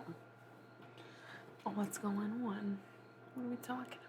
I thought maybe we would channel Alan Watts earlier. We talked about him. And I kind of saw him and I felt like he was presenting, but I felt like the John Lennon didn't go over so well. And it's really not. It's just people on Twitch aren't as into the channel Deceased, I don't think, as much as they are into the alien stuff. Whereas on Instagram, they weren't as into the alien stuff, but they were more into the channel Deceased people. So maybe I'll start streaming over there again, just for the distinction, perhaps, if it was going well originally. I like to be under the sea in an octopus's garden in the shade. Nice. See, you don't need sage. You can always like smoke something out with anything, right? It's all about intentions and knowing what the previous intentions people have had over the thing that you have in your head.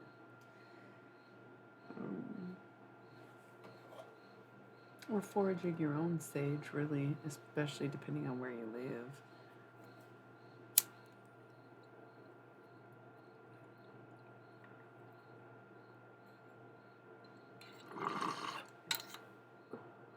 True life, I'm addicted to bong rips. Just kidding, I have stoner phases, but I even switch up my methods often. So what's up, y'all? Thinking about octopus, thinking about squids, thinking about music. Let's just have karaoke hour. I'm just kidding. I was thinking about Animal Collective. When I got up, I was thinking about, I love starfish. My aunt brought me a starfish from like her fucking Aruba trip or something where it was like a dead, dried starfish. I probably still have it somewhere. It's so fucking cool and kind of gross when you think about it. That sounds dope. I have no idea what that means or what that is. The thing is, you're talking about sea creatures and I'm talking about music, and it's like very much alien vibes. And I feel like it all comes back to that every time we do any streams on here, which I love because like I could go all day about that shit. But it's like anything that any kind of like rule or cliche we have about aliens can also apply to what we actually fucking know about aquatic creatures, from like tentacles to gills to, you know, scales. It just seems like the parallels are clearly there. Anemone. Feels like the best I've ever said it. But little seahorses too. When the men have the fucking babies, like, are you kidding me? Yeah. Way less about the ocean, and I think that's because the ocean leads to the moon, basically. I'm with it. I am so with it. That's so cool to me. I just think that they're connected, you know, you just go so far down and then all of a sudden you come back out on the other side and then you come back in and it's like parallels in a way that it wraps in and outside of itself, you know? And sometimes I do feel like Rick in that episode of Rick and Morty where he's like, gotta get the Szechuan sauce. What the fuck? And he's like, I get it's a simulation. You think I would just give you the answers? And sometimes it's like, whatever. If I'm not getting out of here anyways, can you at least make it rain? You know? Make it fun for me to be here if you want your answers. Whatever. Yeah. It's random and kind of funny. Because it's like science fiction, right? Science fiction or just science? Science fiction. Ooh, double feature. It's a cult classic, not a cliche. I'm just teasing. See androids fighting. It's crazy how I probably still don't know all the words to that particular song. And how I really don't even want to be drinking this pop anymore, so it's just gotta be gone from my fucking sight and mind.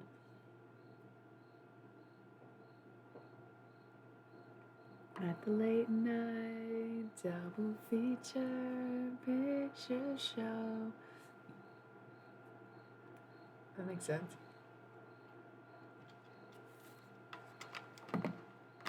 I tried to watch that show, but I can't get past Duncan Trussell's voice, and he's a Taurus. I think he was born on 420, if I'm not mistaken. And so it's like, damn, I really wish I fucked with you, but I really fucking don't. And then I posted one of those, like, pick the rope for me. And the Midnight Gospel character was on it, and everybody was choosing that one for me. And I was like, oh, I feel kind of flattered because I know people really fuck with that kid, but I just couldn't do it. Love that. Yeah, we get it. We know. The tourist crowd is not one to be super whatever. Yeah. A lot of people. I think Shakespeare was 420 also, though. Maybe not. Can't remember. So, that's alright. I think Jessica Lange's birthday might be 422. Not 422, but 420 also, if I'm not mistaken. Okay, the way I see cusps is that some months or elements or signs have like very hard, defined,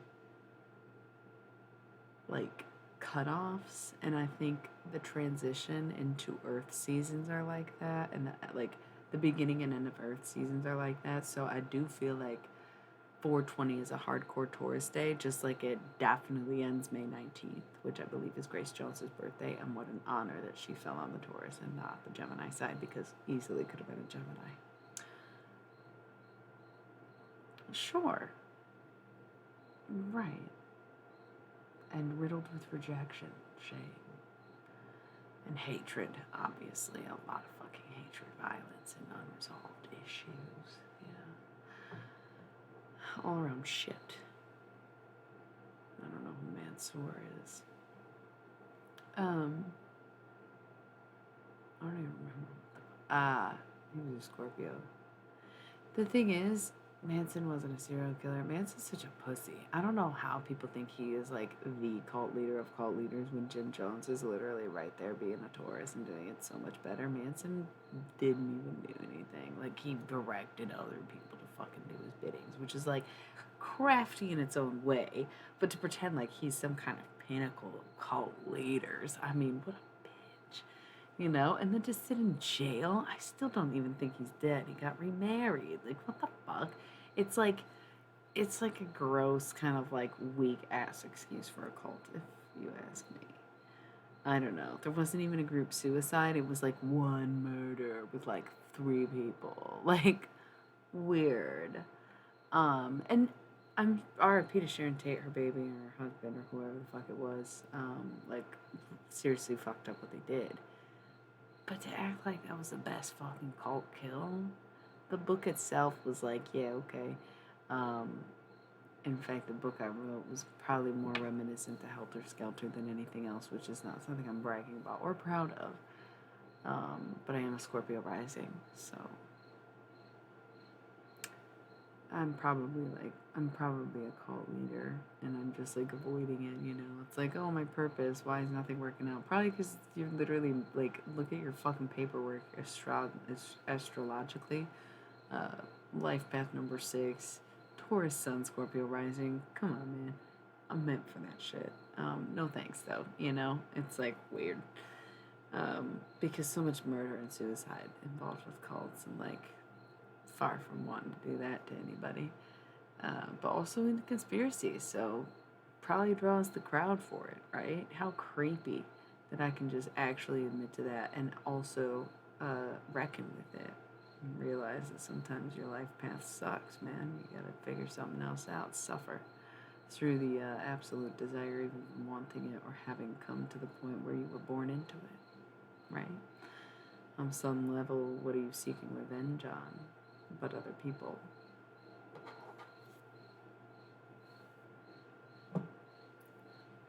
Do, do, do, do, do, do, do.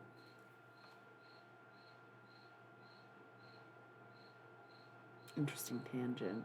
I got a little embarrassed that I was talking so in-depthly about cult leaders. I'm not sure if I was comparing myself. I don't know what happened there. It is just the surface.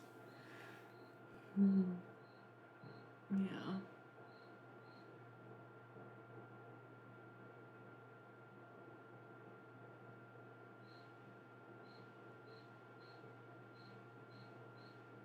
Them crickets really coming in the clutch when it's like, I don't know what to say. I'm trying to get off the subject of cult leaders, and I don't remember what I was talking about before that, and y'all brought it up, not me, so. I feel so ugly now. What did I do? Did you miss this whole conversation? We know that. I've never heard them in this house. I've been here for months. This is the first night during this stream that I've ever heard crickets in this house.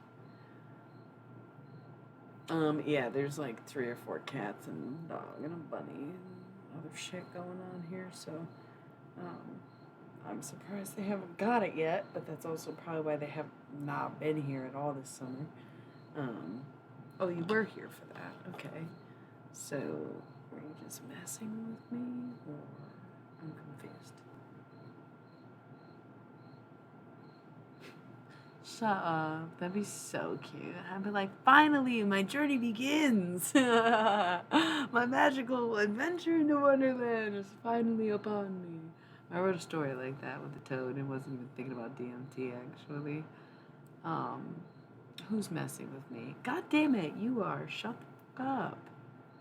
With your fucking I'm a man energy. I'm kidding. I am a thick one. What of it? Don't fucking tempt Lana Winters, because the second Sarah Paulson packs the fuck up, this bitch is out and ready to show off. Do not. Yeah, you weren't talking about me, but you can't say things like thick one in front of me. Ya dig? Damn, sassy. I know.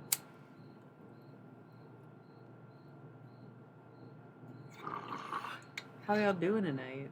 I love that there's so many people silently watching this shit show and letting y'all handle the conversation and just like observing.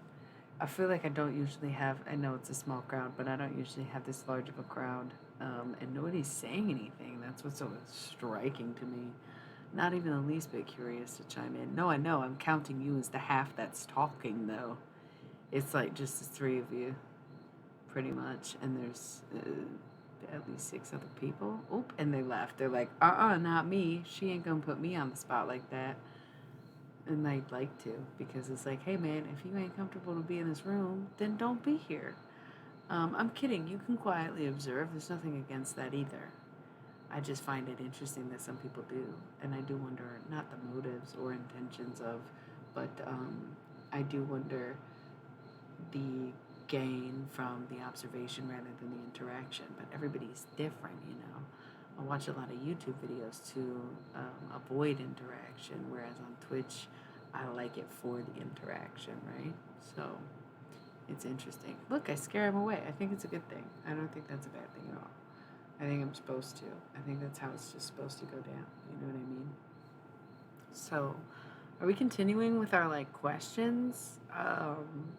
There was like a drastic drop in the conversation because I went sideways. Yeah.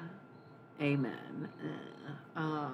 It's so funny. I'm probably pretty introverted, but I'm an entertainer and I know it. So it's like I fucking have characters that are extroverted, but me, myself, and I like to keep it to myself and I mind. What? Sometimes there's so much wisdom in asking a question. For example, one of my long lost boy nephews had this whole tangent about how fast is infinite, and I was like, damn, bro, what an interesting ass question. How fast is infinite? And like, of course, at the time he's like 8 years old, so I'm asking him all these very in-depth questions about what the fuck he means by that, and he's struggling to define it himself. But it still was such a depth to something so innocent coming from someone with a naive but science-driven mind, right? How fast is infinite? We wanted to know, and we spent hours on that question, and came up with absolutely no conclusion other than infinite is time. So, and it's in relation to everything. So, how fast is infinite other than instant, but also nothing? It's confusing. Maybe you wouldn't get it, but it was very cool. It was probably, it was definitely a highlight of my spring memories that comes up for sure, for sure. So, questions themselves can be so wise, and you can stump the wisest people in the room with your questions because when he asked me that, I had no answer. He had to sit there and write it all out. Yeah. Thank you, Owen. Gosh. Great people. What are you going to do, you know? Um, those questions are our questions. So ask away. It's what we're doing. It's the vibe, you know. All these quiet people, you ain't got a question to ask. I'm sorry, it can't be anonymous. I don't know who any of y'all are, anyways. It can be anything in relation to any kind of topics we talk about, like necromancy or extraterrestrials or the occult in general. And this crowd is like super informed and like really cool. Um, I do tarot also, but tonight has been a very minuscule tarot. We had the intention of doing some channeled readings earlier, but they didn't really come through in a way that felt organic. I keep using that word this evening, and I'm not sure why, because I promise I am one of them really crunchy whites, but um, things happening naturally has definitely been a theme, especially because we're closing out and dropping stuff that no longer serves a purpose, which sounds harsh, but also when something serves no purpose, it only blocks the things that come with purpose, right? Ooh, are there such things as coincidences? Is the question. See, I personally don't really think so. But it'll answer that question. Why not, though? I feel like, okay, I'm 87% Amelie, so no, I don't think anything is truly coincidence. I think that even though everything seems like a random pattern, I think we've seen too many times throughout nature being repetitious, but like we said, it's all very uniquely identifiable fingerprints from actual fingerprints to snowflakes to genetic coding, right? Like anything in nature is the same repetition, but not the same pattern, right? Or each individual has its own pattern. So I just feel like the same applies for every instant where it seems random and it seems like it's chaotic and uncoordinated, but each individual action has its own sequence of events that maybe was destined to happen or can take something off stray. So it's not necessarily a lack of free will, and it's not necessarily to say that there is nothing up to chance, but whether or not something is coincidence, it's necessarily up to interpretation also. I'm touching my ring, which is, I can't even get into it, but um, one thing I would say is coincidence is maybe if somebody leads you the wrong way into someone, and they don't feel that way or you see it wrong, perhaps that would be a coincidence.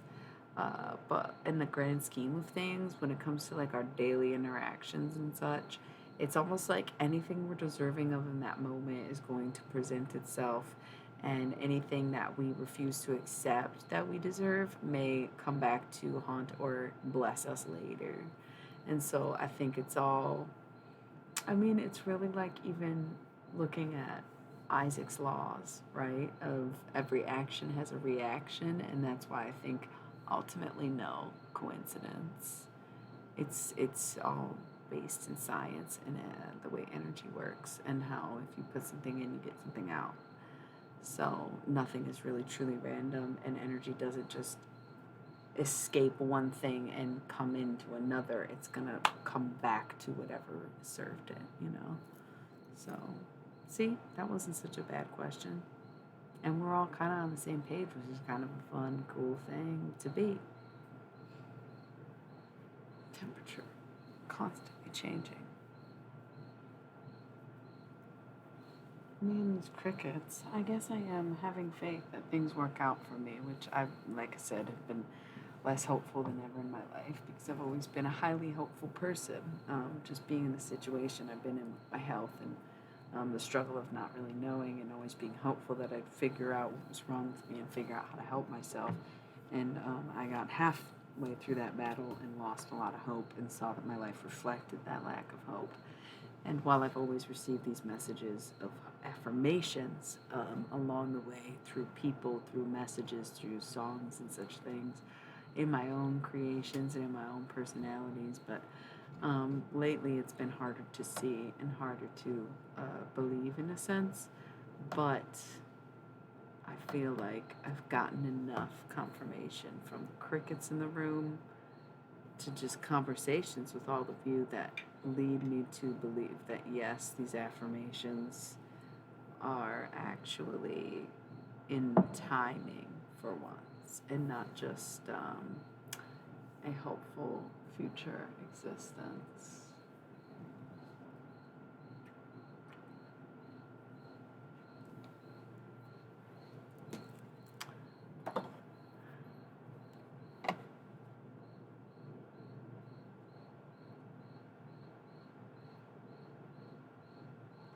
Right.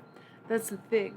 I think when people consider the concept of or the concept of coincidences, or the idea that not everything is destined, I think they fail to remember that there are many courses of destiny, and the end result is not necessarily the life you have, but the death that you come to.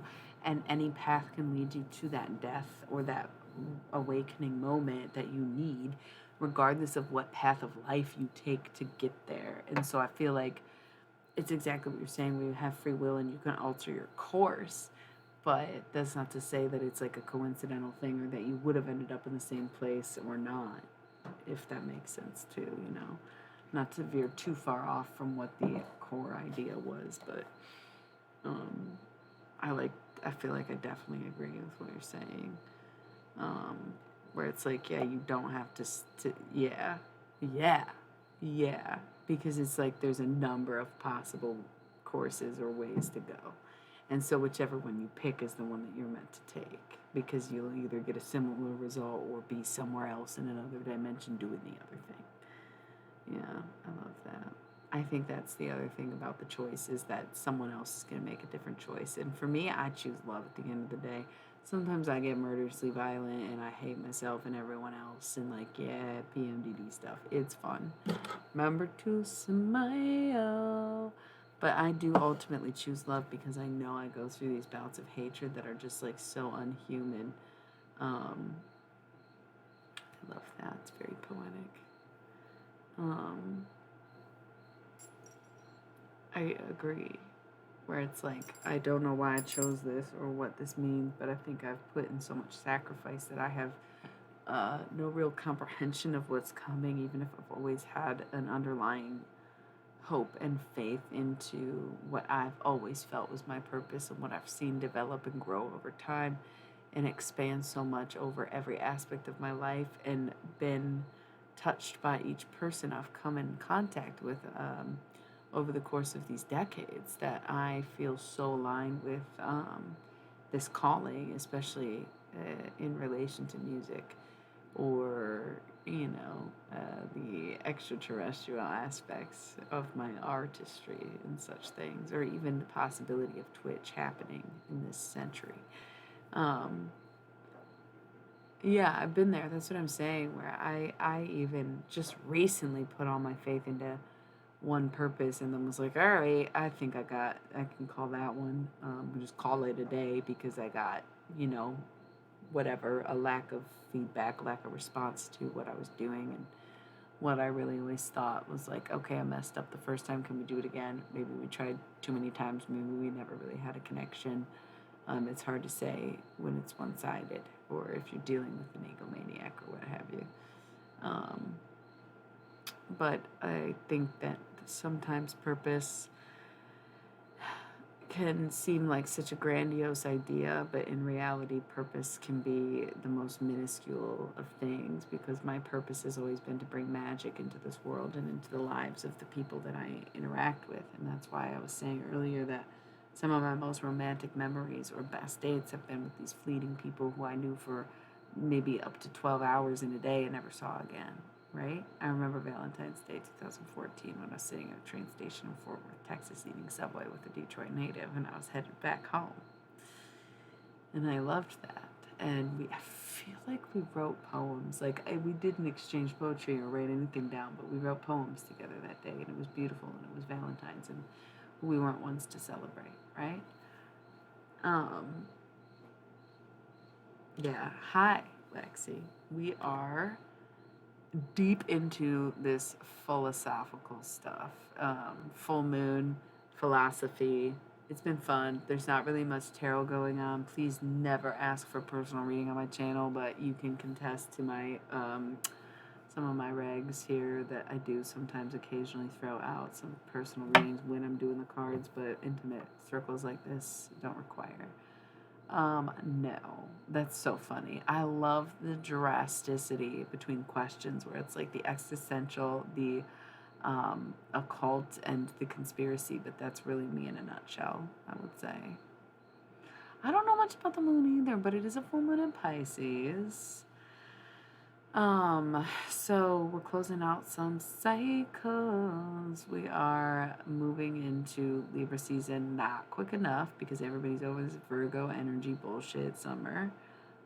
Yeah, dark web, whatever. I'm probably on the dark web, but not by choice. You feel me? That sounds scary as fuck, but I mean, when you had your shit stolen, you just never know, and I don't know that I want to know because everything looks good on my end, and just pray for me every day. I think, yeah, because at least I married Satan, so if anybody does try to mess with you, joke's on them, right?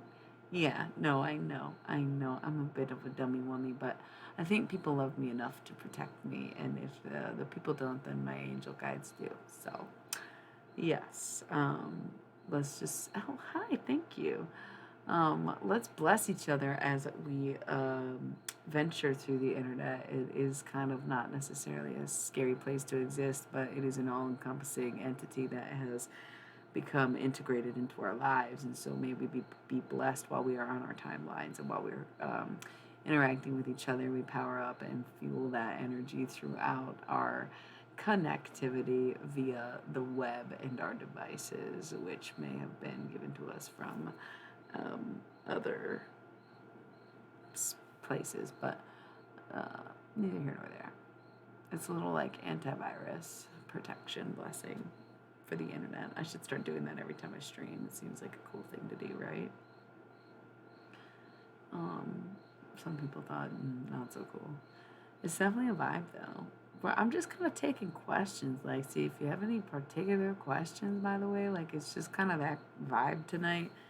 I've been using the Halloween Oracle, What do you keep saying? What do you mean it's been another 30 minutes? Are y'all just like amazed at how much time passes kind of thing? Is that where we're at with it? Or is it the ads rolling in again? Because I do kind of have to run them every about 30 minutes, or they run themselves every 20 minutes. You love to learn. What do you want to learn about? That's the thing. We're just like chitting, chatting. Um, yeah, because time does feel very wonky. I'm a time traveler, so hell yeah, I do. Fuck yeah, I gotta be. It wouldn't make any sense if I wasn't. I come from like a line of Celtic witches and Italian bitches, which you know they was doing some magic in them kitchens. I'll tell you what. Cool, and that's good because I think a lot of people get into tarot with the intention of like making it a side hustle, and I don't think that's really what you're supposed to do with tarot. But if you get into tarot because you want to do it for fun and you're respecting it more than um, just seeing it as a commodity, and I appreciate that.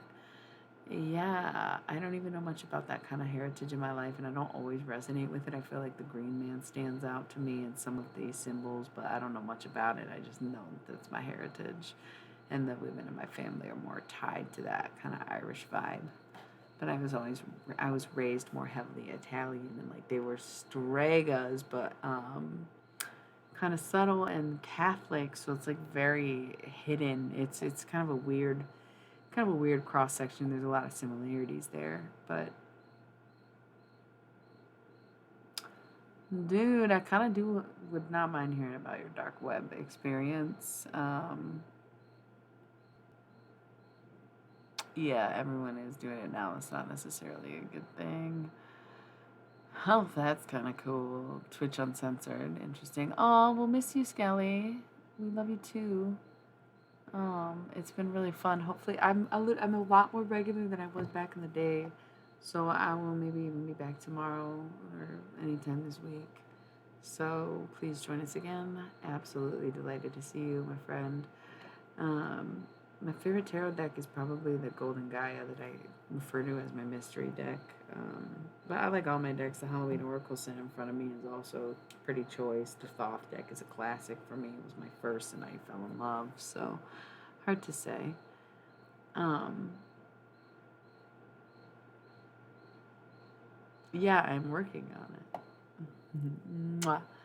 I'm working on a tarot deck. I'm collaborating with my partner as he is better at drawing and is illustrating. I'm guiding and kind of dictating the images and what they mean. So we are working on a deck, and I have ideas for other ones. But part of the thing with me and the reason that this is, I know, right? It's been a while. It's been a few months because we've moved and stuff, but since we worked on it, but we've made some good progress when we have sat down and done it. But he's a Gemini, so he has rotating cast of interest, and I have PMDD, so I have only a couple weeks at a time where I am any good at things and can like focus, um, and then days or weeks that I just am dysfunctional. So like my projects are so interval and intermittent, and his interests are always switching. So we have a lot of projects that go not necessarily unfinished, but we take a very long time to circle back to things, I think, for different reasons, because he's triple mutable, addictive sort of behavior, personality. So true. We should definitely know, Lexi. We're all about the zodiac around here, but none of us are really astrologers. We can definitely talk some placements, but I'm not an expert by any means and don't claim to be. You're a Capricorn. Okay, Lexi. I deal with a Capricorn who I don't even really know, and it's just been coming up in my readings for literally years. It's hilarious. The devil is just like always in my tarot, and I know exactly who it is because there's not that many Capricorns in my life, and one more significant maybe than the rest. But I'm a Taurus, and pretty much everyone else is a Pisces. I'm kidding. Pico's a Leo, Dink's a Pisces, Skelly's a Pisces. I don't remember who else is here tonight. That was it, right? Someone else was here earlier that's also a Pisces, but I don't remember who. And yeah, very cool. And everyone else is being, yeah. I also really always pretty much fucked with Capricorns pretty heavily, but I feel like they are not too social for me, but they have this way of making you feel close without having any closeness. I've noticed that. I think it's a winter sign thing more than an earth sign thing. Is there's like a cold kind of distance, but also like a great warmth. You know, that's how I see Sagittarius too. So I have really little against Capricorns. A mixed experience. They're just like one of those mid signs to me, kind of like Libra, where it's like some really good ones, some really bad ones. It kind of evens out to be in the middle of the zodiac for me. Not a fave, not a disfave. Um, yeah, yeah. I love that Life of Lexi gives so Libra. Do you know your chart at all? I bet you have major Libra placements because you kind of give Libra vibes. Like you're even pink on my end. Um, oh my god, I love spring, always have. I'm such a spring baby. Easter has always been one of my top fucking holidays, being a fucking Roman Catholic, you know what I mean?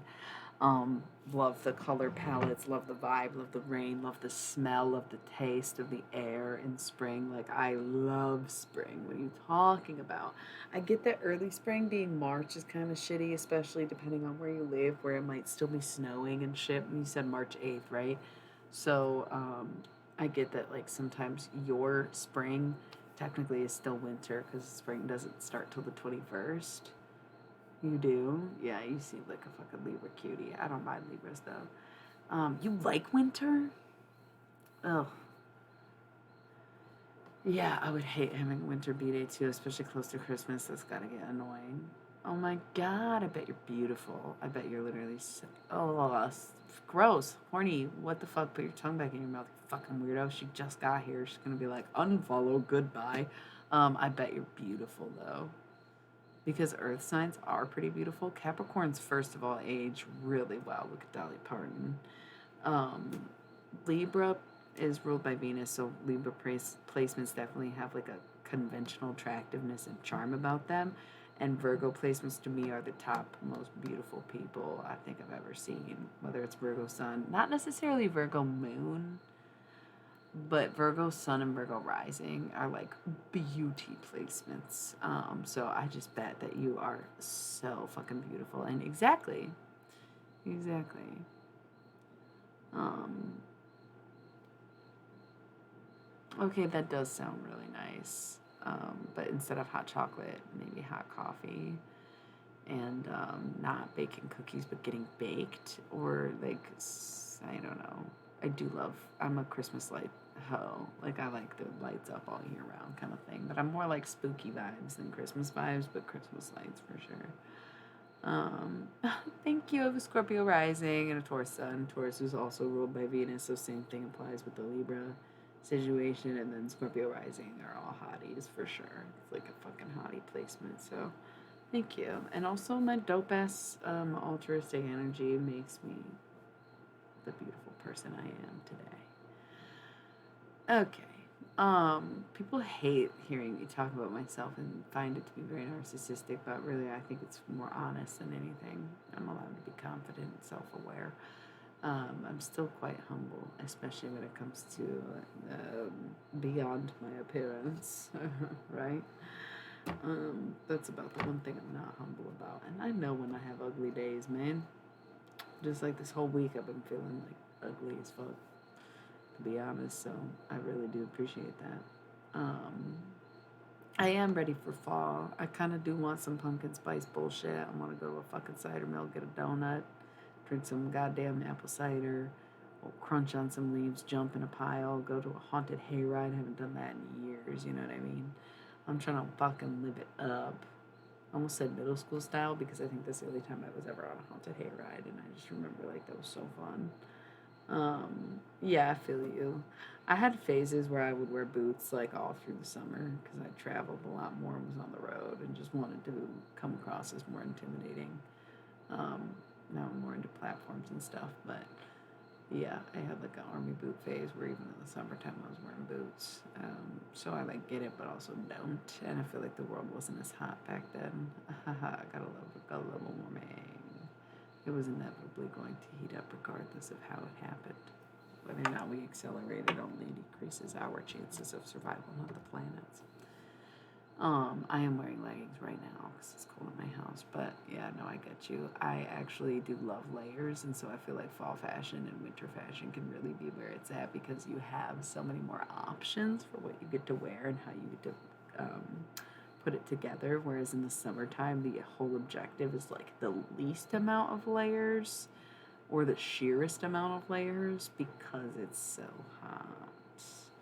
So I do understand the appeal with the colder months. And honestly, last winter was probably better than this summer. I can't even remember. 2020 was such a good year. 2020 into 2021. This year was kind of bunk. It was wild. It was all over the place. I don't even know what's going on still. I'm fucking reeling.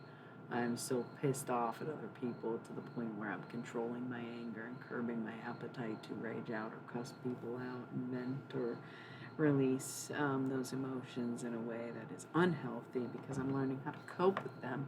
But also, it is frustrating when people are more immature than you and still trying to get involved with you and think that they're going to be able to pull the same bullshit or pull that bullshit out of you, right? Beautiful, beautiful. But frustrating, right? No holds back. But yeah, I'm gonna roll an ad. Somebody pick a number. 1 through 22. Can't be 4, 11, or 22. Just pick a different number if you can remember the exceptions. And I'll be your bee.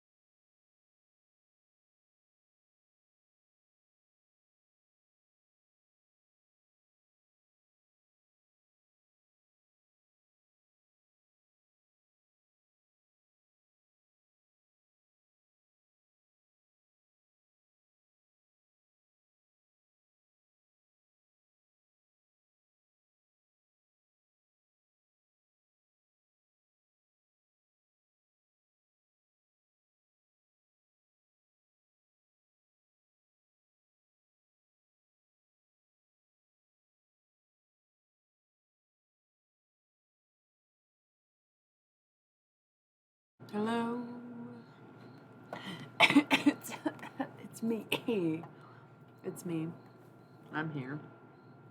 Um, Number 7 it is. I fucking love that. Y'all are super cuties. This is what we were doing earlier. We came to a lull, it seemed. Or I was getting too on tangent, talking about whatever it is. Number 7 is Mused Mad. No context for y'all. You ready for this? Okay, I'm reading poetry from a book I wrote a long time ago. Some of them are like written in high school, some of them shortly after. range of stuff. The last few I read were very morbid, but some of them are very hopeful and sweet. So this one, a mix. Obsessive, compulsive, bipolar, schizotypal, schizophrenic, swinging between manic and depressive, an artist with no inspiration, a student lacking motivation, a poet missing a lover, musician without a song, dancing to another drum's beat, in her soul the rhythm of the heat, a fiery heart of passion for beating alongside her, what's left of will and desire, the strength of armies in her blood, waiting to be freed, but feeling of falling apart, the breaking of her bones and heart, standing, living, driving, diving head first, weak to work, dry, empty to the bones, longing something, absolutely nothing, but to speak, but to show, but to feel, waiting for her wounds to heal, like a sinner begs, one pulse of life, mercy he may steal. That's it. That's the poem. That was number 7. Yeah, a little bit, right? Super feminine energy. Thank you. I love how you both said relevant, relatable. Super, super, super adorable. Merle? Come here, baby. Oh, I'm sorry. I hear a kitty. Oh, thank you all. And now there's 7 viewers, and it was number 7, so that's cool. Angel number 7. Oh, and you followed me 17 minutes ago. 777. Love to see it. Thank you for being here to share with, so to speak. It's such a vibe. I like Twitch. What is all this racket going on, man? Really?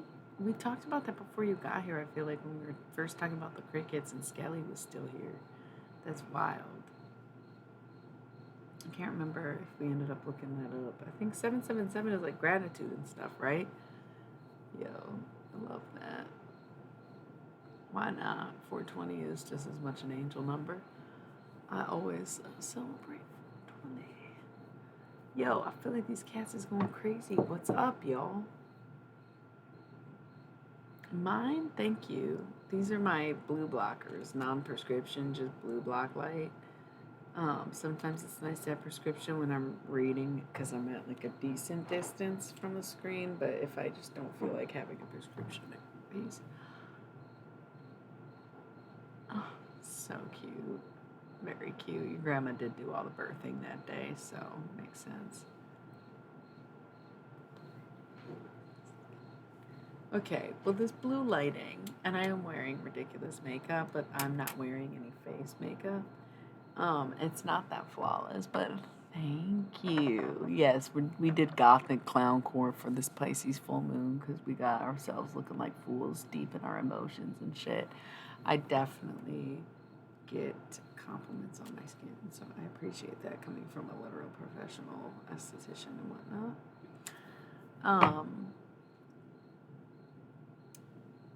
Thank you. The flattery. Y'all ladies are amazing. Man, I'm probably gonna go soon. I'm hanging out with my bestie tomorrow. She's not quite 3 yet, so technically it's babysitting when we hang out.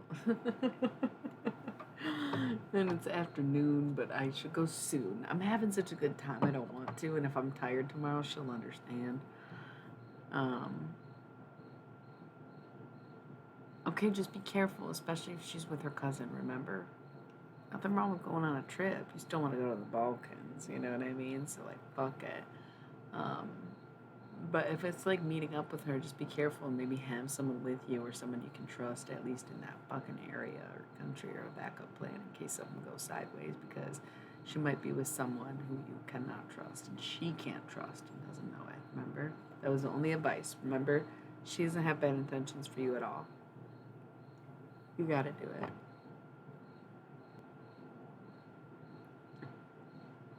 That'd be really cute, yeah. Rose quartz is like this fucking stone of love. I'm glad you did too, Lexi. we do have fun around here, and I love getting into these conversations. And a lot of people don't want to have them in like daily or real life because we're too busy. But it's, this is my job, is to bring you the vibes and to start these conversations and allow them to unfold as they do here on this channel, because it's what I was called to do a long time ago, was to use my voice, speak my truth. So yeah, rose quartz is all lovey-dovey. She might even get that intention from you. Ooh, that'd be cool. That'd be really cool. I got Micah in here. My niece picked it out. She's amazing. She's so smart. She calls this my ice cream necklace. I talk about her a lot, and I think I've already told the story and used this as a pendulum if we want to ask any questions. You know what? I do want to fucking ask some questions.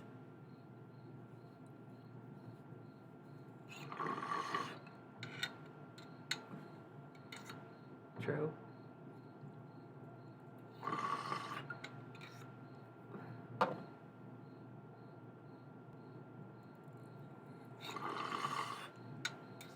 Geodes.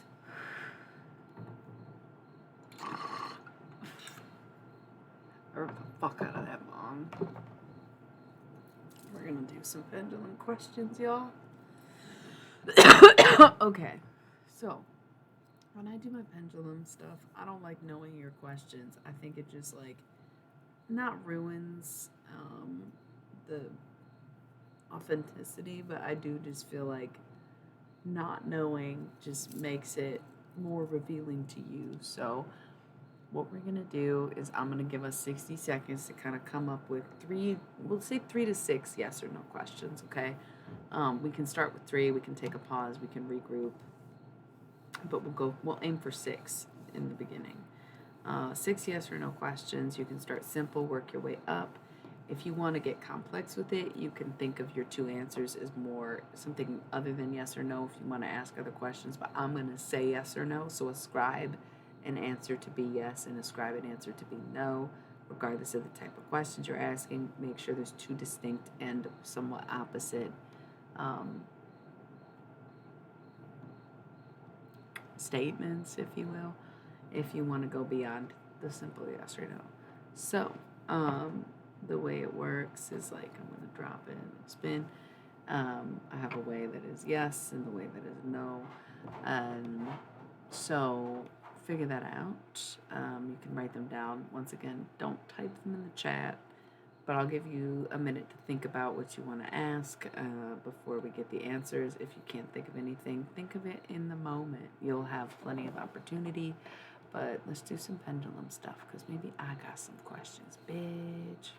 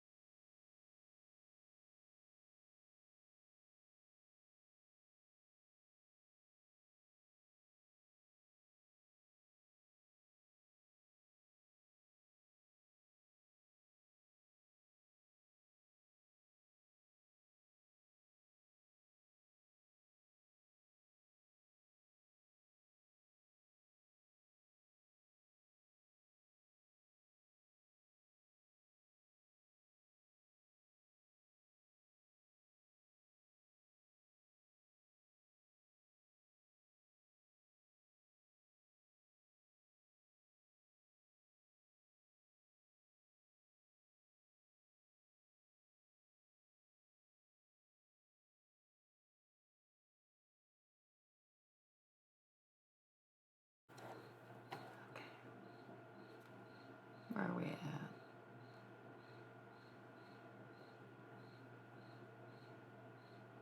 Oh my God, you're so sweet. Like, asking me yes or no questions. That is really funny to me, too. Ooh, we can do spirit guide stuff. That's what the mystery deck is for. So, DMT.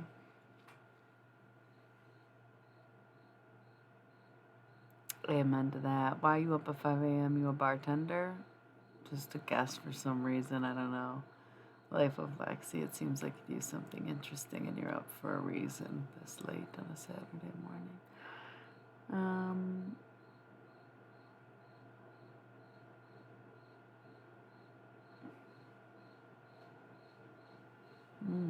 I've never used a spirit box myself. Makes reviews. Oh, restaurant industry, yeah. It gives you fucking nightmares and keeps you up late and on wonky hours. Alright, let's check in with the pendulum. I didn't even think about my own questions, even though I was talking shit like, yeah, I got questions too. Like, okay. Anyways, yes or no questions. We're gonna use the mica ice cream pendulum necklace.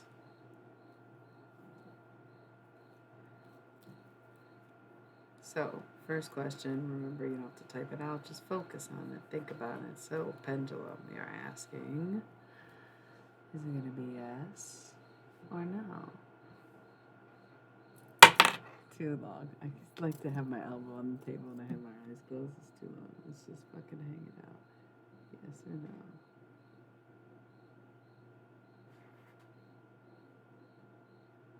I'm seeing no.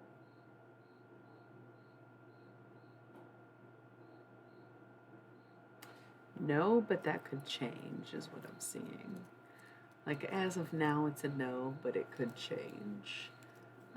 It's almost as if you're not in the condition to do it, especially because I dropped it and hit it. You know, that's so funny. So, next question.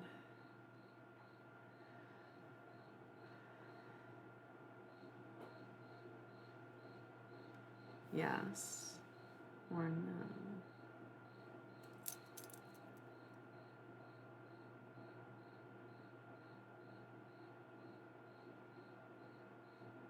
It was maybe, and now it's like no, but it's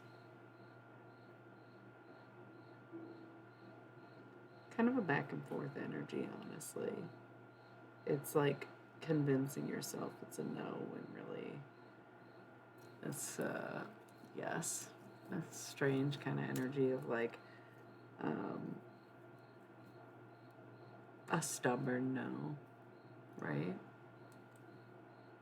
Okay, so think about your next question. This will be number 3.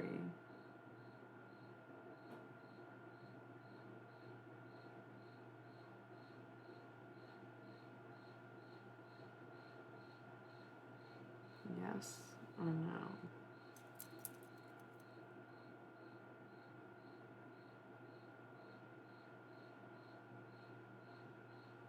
Deciding.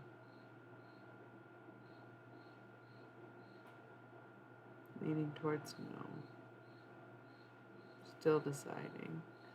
Still deciding, but leaning towards no. Mm-hmm.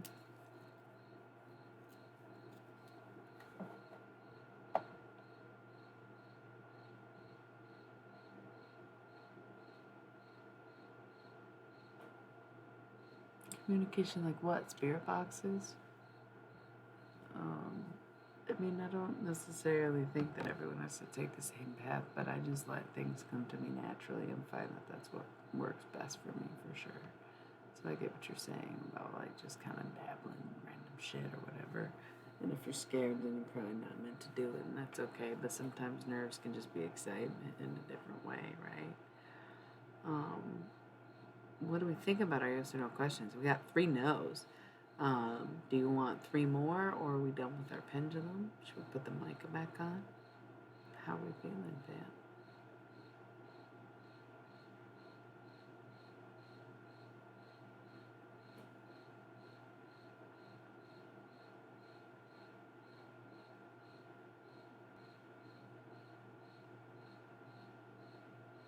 LOL. I'm gonna do more. I'm trying to think of questions.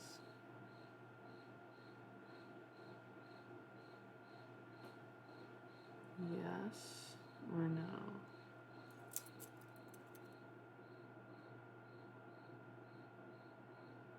I may be leaning towards the no.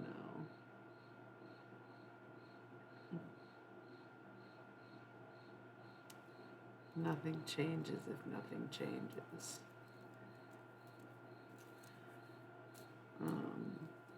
Okay.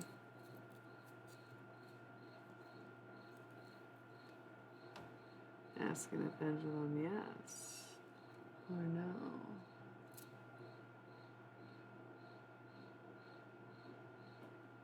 Another maybe leaning towards no. Wow. It's like everything is at a standstill. That's so strange. Okay.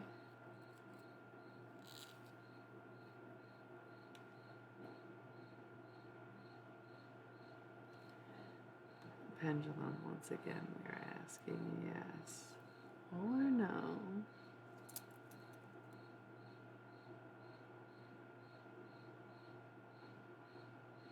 Solid no's across the board.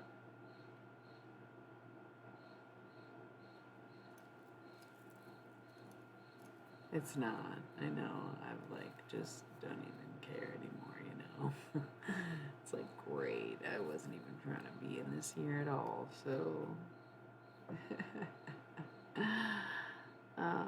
Last question.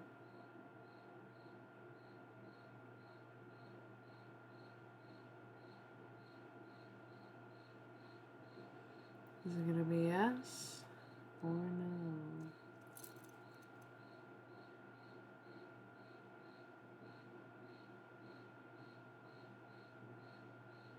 Kind of undecided, but also seeing a little bit of no, while also leaning towards yes. Definitely a phase of figuring that out.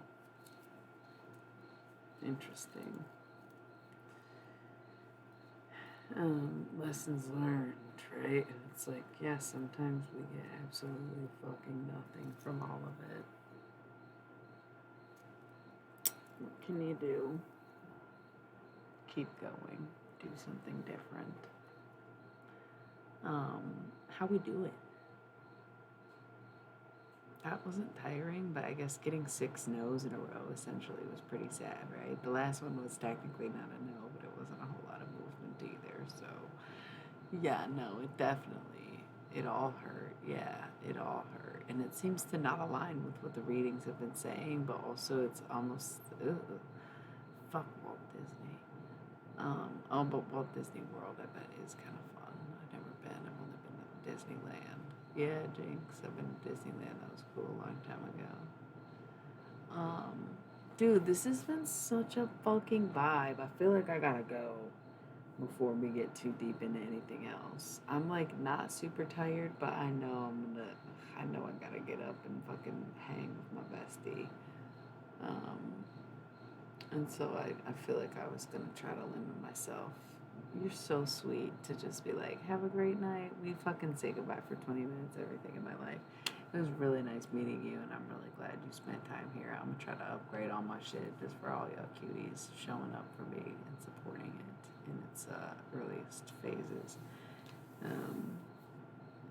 I guess there is some cards on the table we might as well roll out with these Halloween oracles, you know what I'm saying? So, thank you. I'm looking forward to seeing you. So we have Skull of Flowers creating through the ashes and jack-o'-lantern protection, which I did mention a while ago, and then we started to discuss things. And I think the whole point is to see how we can recreate things from our mistakes or from our downfalls, like we've been experiencing, just like we said. This isn't our year or whatever. Yeah, we did need this conversation. And jack-o'-lantern is protection. So remembering that, once again, when you are divinely guided against or for something, it's because your protection is in mind. And there are people who are looking out for you, and there are reasons that these things are happening to you, right? And so redirecting that energy, recreating the things that you once saw in something else. We have skeleton strength, so Leo energy, but also just, with great strength comes resilience. And so it's like no matter what the opposition is, it's about kind of remembering exactly what you're doing and why you're doing it, standing up for yourself, standing in your own skin, standing in your own presence, um, and facing things head on and very direct. Okay, these are all face down, by the way. So this is stuff that really needs to come to surface right now, and that isn't super obvious to everyone, and it's going to hit you in different ways because here we have death. What is this? The eternal cycle begins here. Okay, so Scorpio energy, Leo and Scorpio energy. So that's double fixed energy too. Leo and Scorpio being fixed signs. This is oracle, so it's not necessarily tied to the zodiac like tarot is. But skeleton and death, strength and the eternal cycle and beginnings. So it takes a lot to close things out truly, and it takes a lot to have to walk away from something without closure, especially if you come back to it seeking closure that you didn't get maybe the first time or even the second time, or thought that you were doing something wrong and having to realize that it's not necessarily you, but possibly them. It's hard to let things go, but that's what full moons are for, and we'll recreate and rebuild in a couple weeks when we recover from our losses, and we'll see come Libra season what happens in our harvest and see if we have done good. And the thing is, it may have not been our year yet, but we won't know until things come to light during Libra season and we do see the benefits or consequences of how we've been or where we put our energy and what we put our time and love into this past year since spring, right? See how our plants have blossomed and how our fruits have bared, or very none, and who has and what is. So, midnight, the most magical hour of all, John Lennon stepping in to say, picture your own perfect day. Imagine what it would look like to have the perfect day, and until you experience that perfect day, imagine it even more perfect by every detail, what you're wearing, where you are, what it smells like, what it feels like, what the sun beats on you with a cloud in the sky, if that's what you're doing, or if you're out there or inside, knowing every detail of that perfect day and making it more and more detailed until one day you realize you're living it. Or rather than living that perfectly detail-oriented day in your head, you experience a day where instead you realize that is the happiest moment you've ever had, and you forget what that day was that you imagined, because you find happiness in any given moment after you've been manifesting something so specifically that you learn to see as your creation unfolds to expand more ambiguously and possibly uncharted territories rather than what you fictitiously know and come back for and continue to experience as you try to break cycles. Because the later we get in the years, the less time we've got. We're trying to heal bridges and fill connections and warrant us to the next level, because right now humanity is slipping and becoming unvaluable, not invaluable, in the same way that we were. Love is the most human frequency of all, and if you have failed to emit that love, then you might as well consider yourself down for the count. Okay, so that was like a little side message. It is. I'm glad you feel that. I'm sorry I have my eyes closed. I didn't feel like, okay, I didn't miss anything. It was very sweet. A little message from John Lennon. I could go in there for hours. Hearth, happiness in our hearts and homes. So putting ourselves first and making sure that we're in a space that we always feel like we're in a safe space, that our own space is cultivated in a way that suits us and is tailor-made to our experience or to comfort us in our times of need and such things. Owl, wise seeing, wise action. So just as much as our space is important in cultivating the space around us to be what we need it to be and what we want reflected to us in the material sense, is to surround ourselves with people who also will show us the way or direction we want to go in and do the things that we align with. Okay, so wise seeing, wise action. What we're viewing is what we are getting. Winter is, it was sitting, it's kind of like skewed. I'm going to look at the bottom of the deck too. Bottom of the deck is the lamp, remembrance. So earlier I said honor thy father and thy mother when I saw this. So if somebody's parents passed away, definitely a specific message. But otherwise, it's like light a candle and talk to someone that you have known who has passed. If you have a patron saint, if you have a, I don't want to recommend deity work by any means, but if there is no one in particular, light a candle and ask whoever may to come to you with all well-intended things, and just see who you connect with if you're feeling a little bit more daring. But the lamp, remembrance, just kind of gives the vibe of like lighting a candle and, like I said, honoring someone who's passed in this life and connecting to the flame so that you may receive a message of love or reassurance from them during a time of need like this. And winter, the sacredness of pausing. Once again, Libra season is going to show us whether or not this is our year. The year is only halfway through, you have to understand. Like, you're looking at the calendar year being like, oh my God, it's already September, it's going to be Christmas before you know it, blah, blah, blah, blah, blah, what's my resolution? But in the zodiac, Pisces season is the end and Aries season is the beginning. So we have till March to decide whether or not this is our year. So right now we're at this breaking point. We're at the halfway mark. We're checking in. We're kind of assessing the last 6 months. And we're like, yeah, not our best work. But we won't really know the fruits of our labor until Libra season. That's the harvest. That's when you should be seeing signs by now to know which way you're going. For me, it feels a bit of the energy like breaking even, and I'd be very grateful if I busted into profits. But you know what I mean? Shit happens, and you can never expect more than you've given. And I think I've given my entire self, but I know I've been inconsistent due to my own disability that I'm still trying to manage. And I think that being well-intended or trying my best regardless and doing so much to try to focus on myself and manage and get by, regardless of anything in my way, I hope and pray is enough to do the work and to also maintain, etc. And consistency is my key, but also something that is a continuous work in progress. So being able to discern whether or not you did enough or did the right thing or were well intended with it is going to be the results, right? And so we'll have to reconvene once again. The witch, the earthly mirror of the worlds, because I gotta hear it.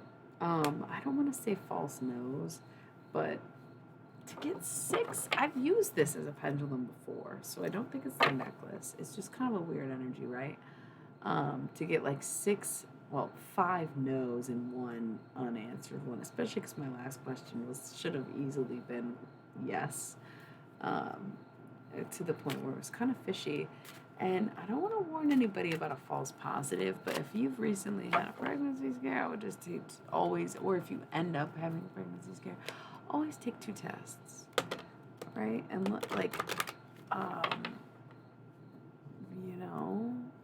it's weird. So I think maybe it's like, don't get your hopes up, maybe stop looking, maybe give it space and time. Skull of Stars, infinite possibilities.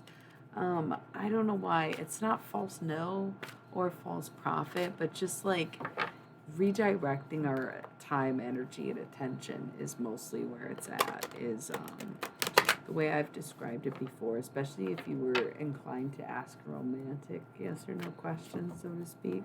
Bottom of the deck, the veil, the future, you kind of already have seen how this plays out, and that's why maybe you're getting frustrated because you really thought you were onto something and getting in touch with your spiritual side or your intuitivity, and you're like, damn, maybe I was wrong. And then these pendulum confirmed we were wrong, and it was like, okay, fine, but really it's about hiding, right? So the classic runner-chaser dynamic gets old quick, doesn't get anywhere really. You need 2 people moving towards each other, not one moving away from the other, right? It's very stupid and never been into it. But then it evolves from runner-chaser once that's given up, right? It becomes the polar and the resistor is what we talked about on a previous stream these last couple weeks. And it's like, it's not the same dynamic as the runner and chaser, because the runner becomes the puller. And rather than turn around, the runner stops. And so instead of having the energy that moves away and attracts the chaser to come towards them, they stop moving and try to pull the chaser towards them. But the chaser at this point also has stopped. And instead of succumbing to that pulling energy, they resist it. They stop and they're unwilling to move. And so the runner is like trying to call them towards them, but the chaser is now resistant. And so it's like a standoff and a parallel. And if we were talking the stages of love, it would be much like mimicking, which is honestly moving very far backwards from where we were at in previous readings and where we were headed on the timeline of unions when it came to the more intense connections, which is why it's like, I guess we got it wrong, because the masculines couldn't hold up their end of the deal, basically. So I wouldn't sweat it too much. The underworld, where all things pause and begin again. Persephone, it's time to focus on you and your real husband. Okay? Go spend some time with Hades. Talk it out. I'm not recommending you actually talk to the deity. He has come up in my readings about the witch, the earthly ruler of the world, and Satan's wifey, so it's kind of my wheelhouse. I wouldn't just willy-nilly try to go contact them. But Persephone vibes, if you don't know much about her mythos, then I would read into that. See about that exchange. That's how I feel about my PMDD. It was a trade-off. Midnight again, John Lennon, and Ghost, regret. Let them regret it then. As long as you live your life to the fullest, and as long as you do and say the things that you're proud of and know that you need to move on or to clarify or to be content with where you're at or what has happened, then so be it. You can't control anyone else. Skull of Stars, infinite possibilities. You will never know the outcome until it comes out, right? And some people never come out. Amen. It's just their job to stay in the closet for whatever reason. Night Song, Hidden Talents. So go back to what you know at the core of you, at the soul of you, ancestral you, even if it's something handed down in your heritage or bloodline. It's time to reflect on your real purpose for being here and your real connection to the divine, rather than your human-given, even capitalistic purpose or evolved personality decision of purpose, but rather at the core of what you, in particular, are meant to do in this world. So it's going to look different for everyone, but that's what I'm getting from these cards. I love this deck. It is a spooky season fast approaching, though I do love an endless summer. So we are in the crossfade threshold, kind of like being crunk at school. The lamp, remembrance, yes, connect to your loved ones. And remember, I am open for private readings. I am open for other things. Once again, you can visit my website. It will be getting massive upgrades, but it's a little bit more about me and my contact information and anything you might want to know or get help with. So check that out. In the meantime, I'll be back with the streams maybe later, tomorrow. I might skip a day. We'll see how it goes with my bestie. Thank you for tuning in. I do hope to see you all again. I hope we get to coordinate our schedules and come back and be gal friends. Scrying, intuition, it just seems coven vibes, right? Who knew I'd be surrounded by Pisces? Everybody did, actually, because Taurus and Pisces is like notorious pairing in the zodiac. Anyways, I love you all so much. Enjoy the rest of your full moon. I hope it's been super introspective and moving. And try to write a poem and see how that goes. And make sure you take notes. And remember your midnight hours, whether you're sleeping or awake, writing dream journals or poetry. Either way, keeping records, writing it down, and being one alongside the moon is going to be the best way to get to know her. You know what I mean? So, mwah, mwah, mwah. Thank you so much, and I love you. Good night and good luck, and I'll see you next time I hope you had fun because I know I did. I really appreciate it and can't wait for the next one.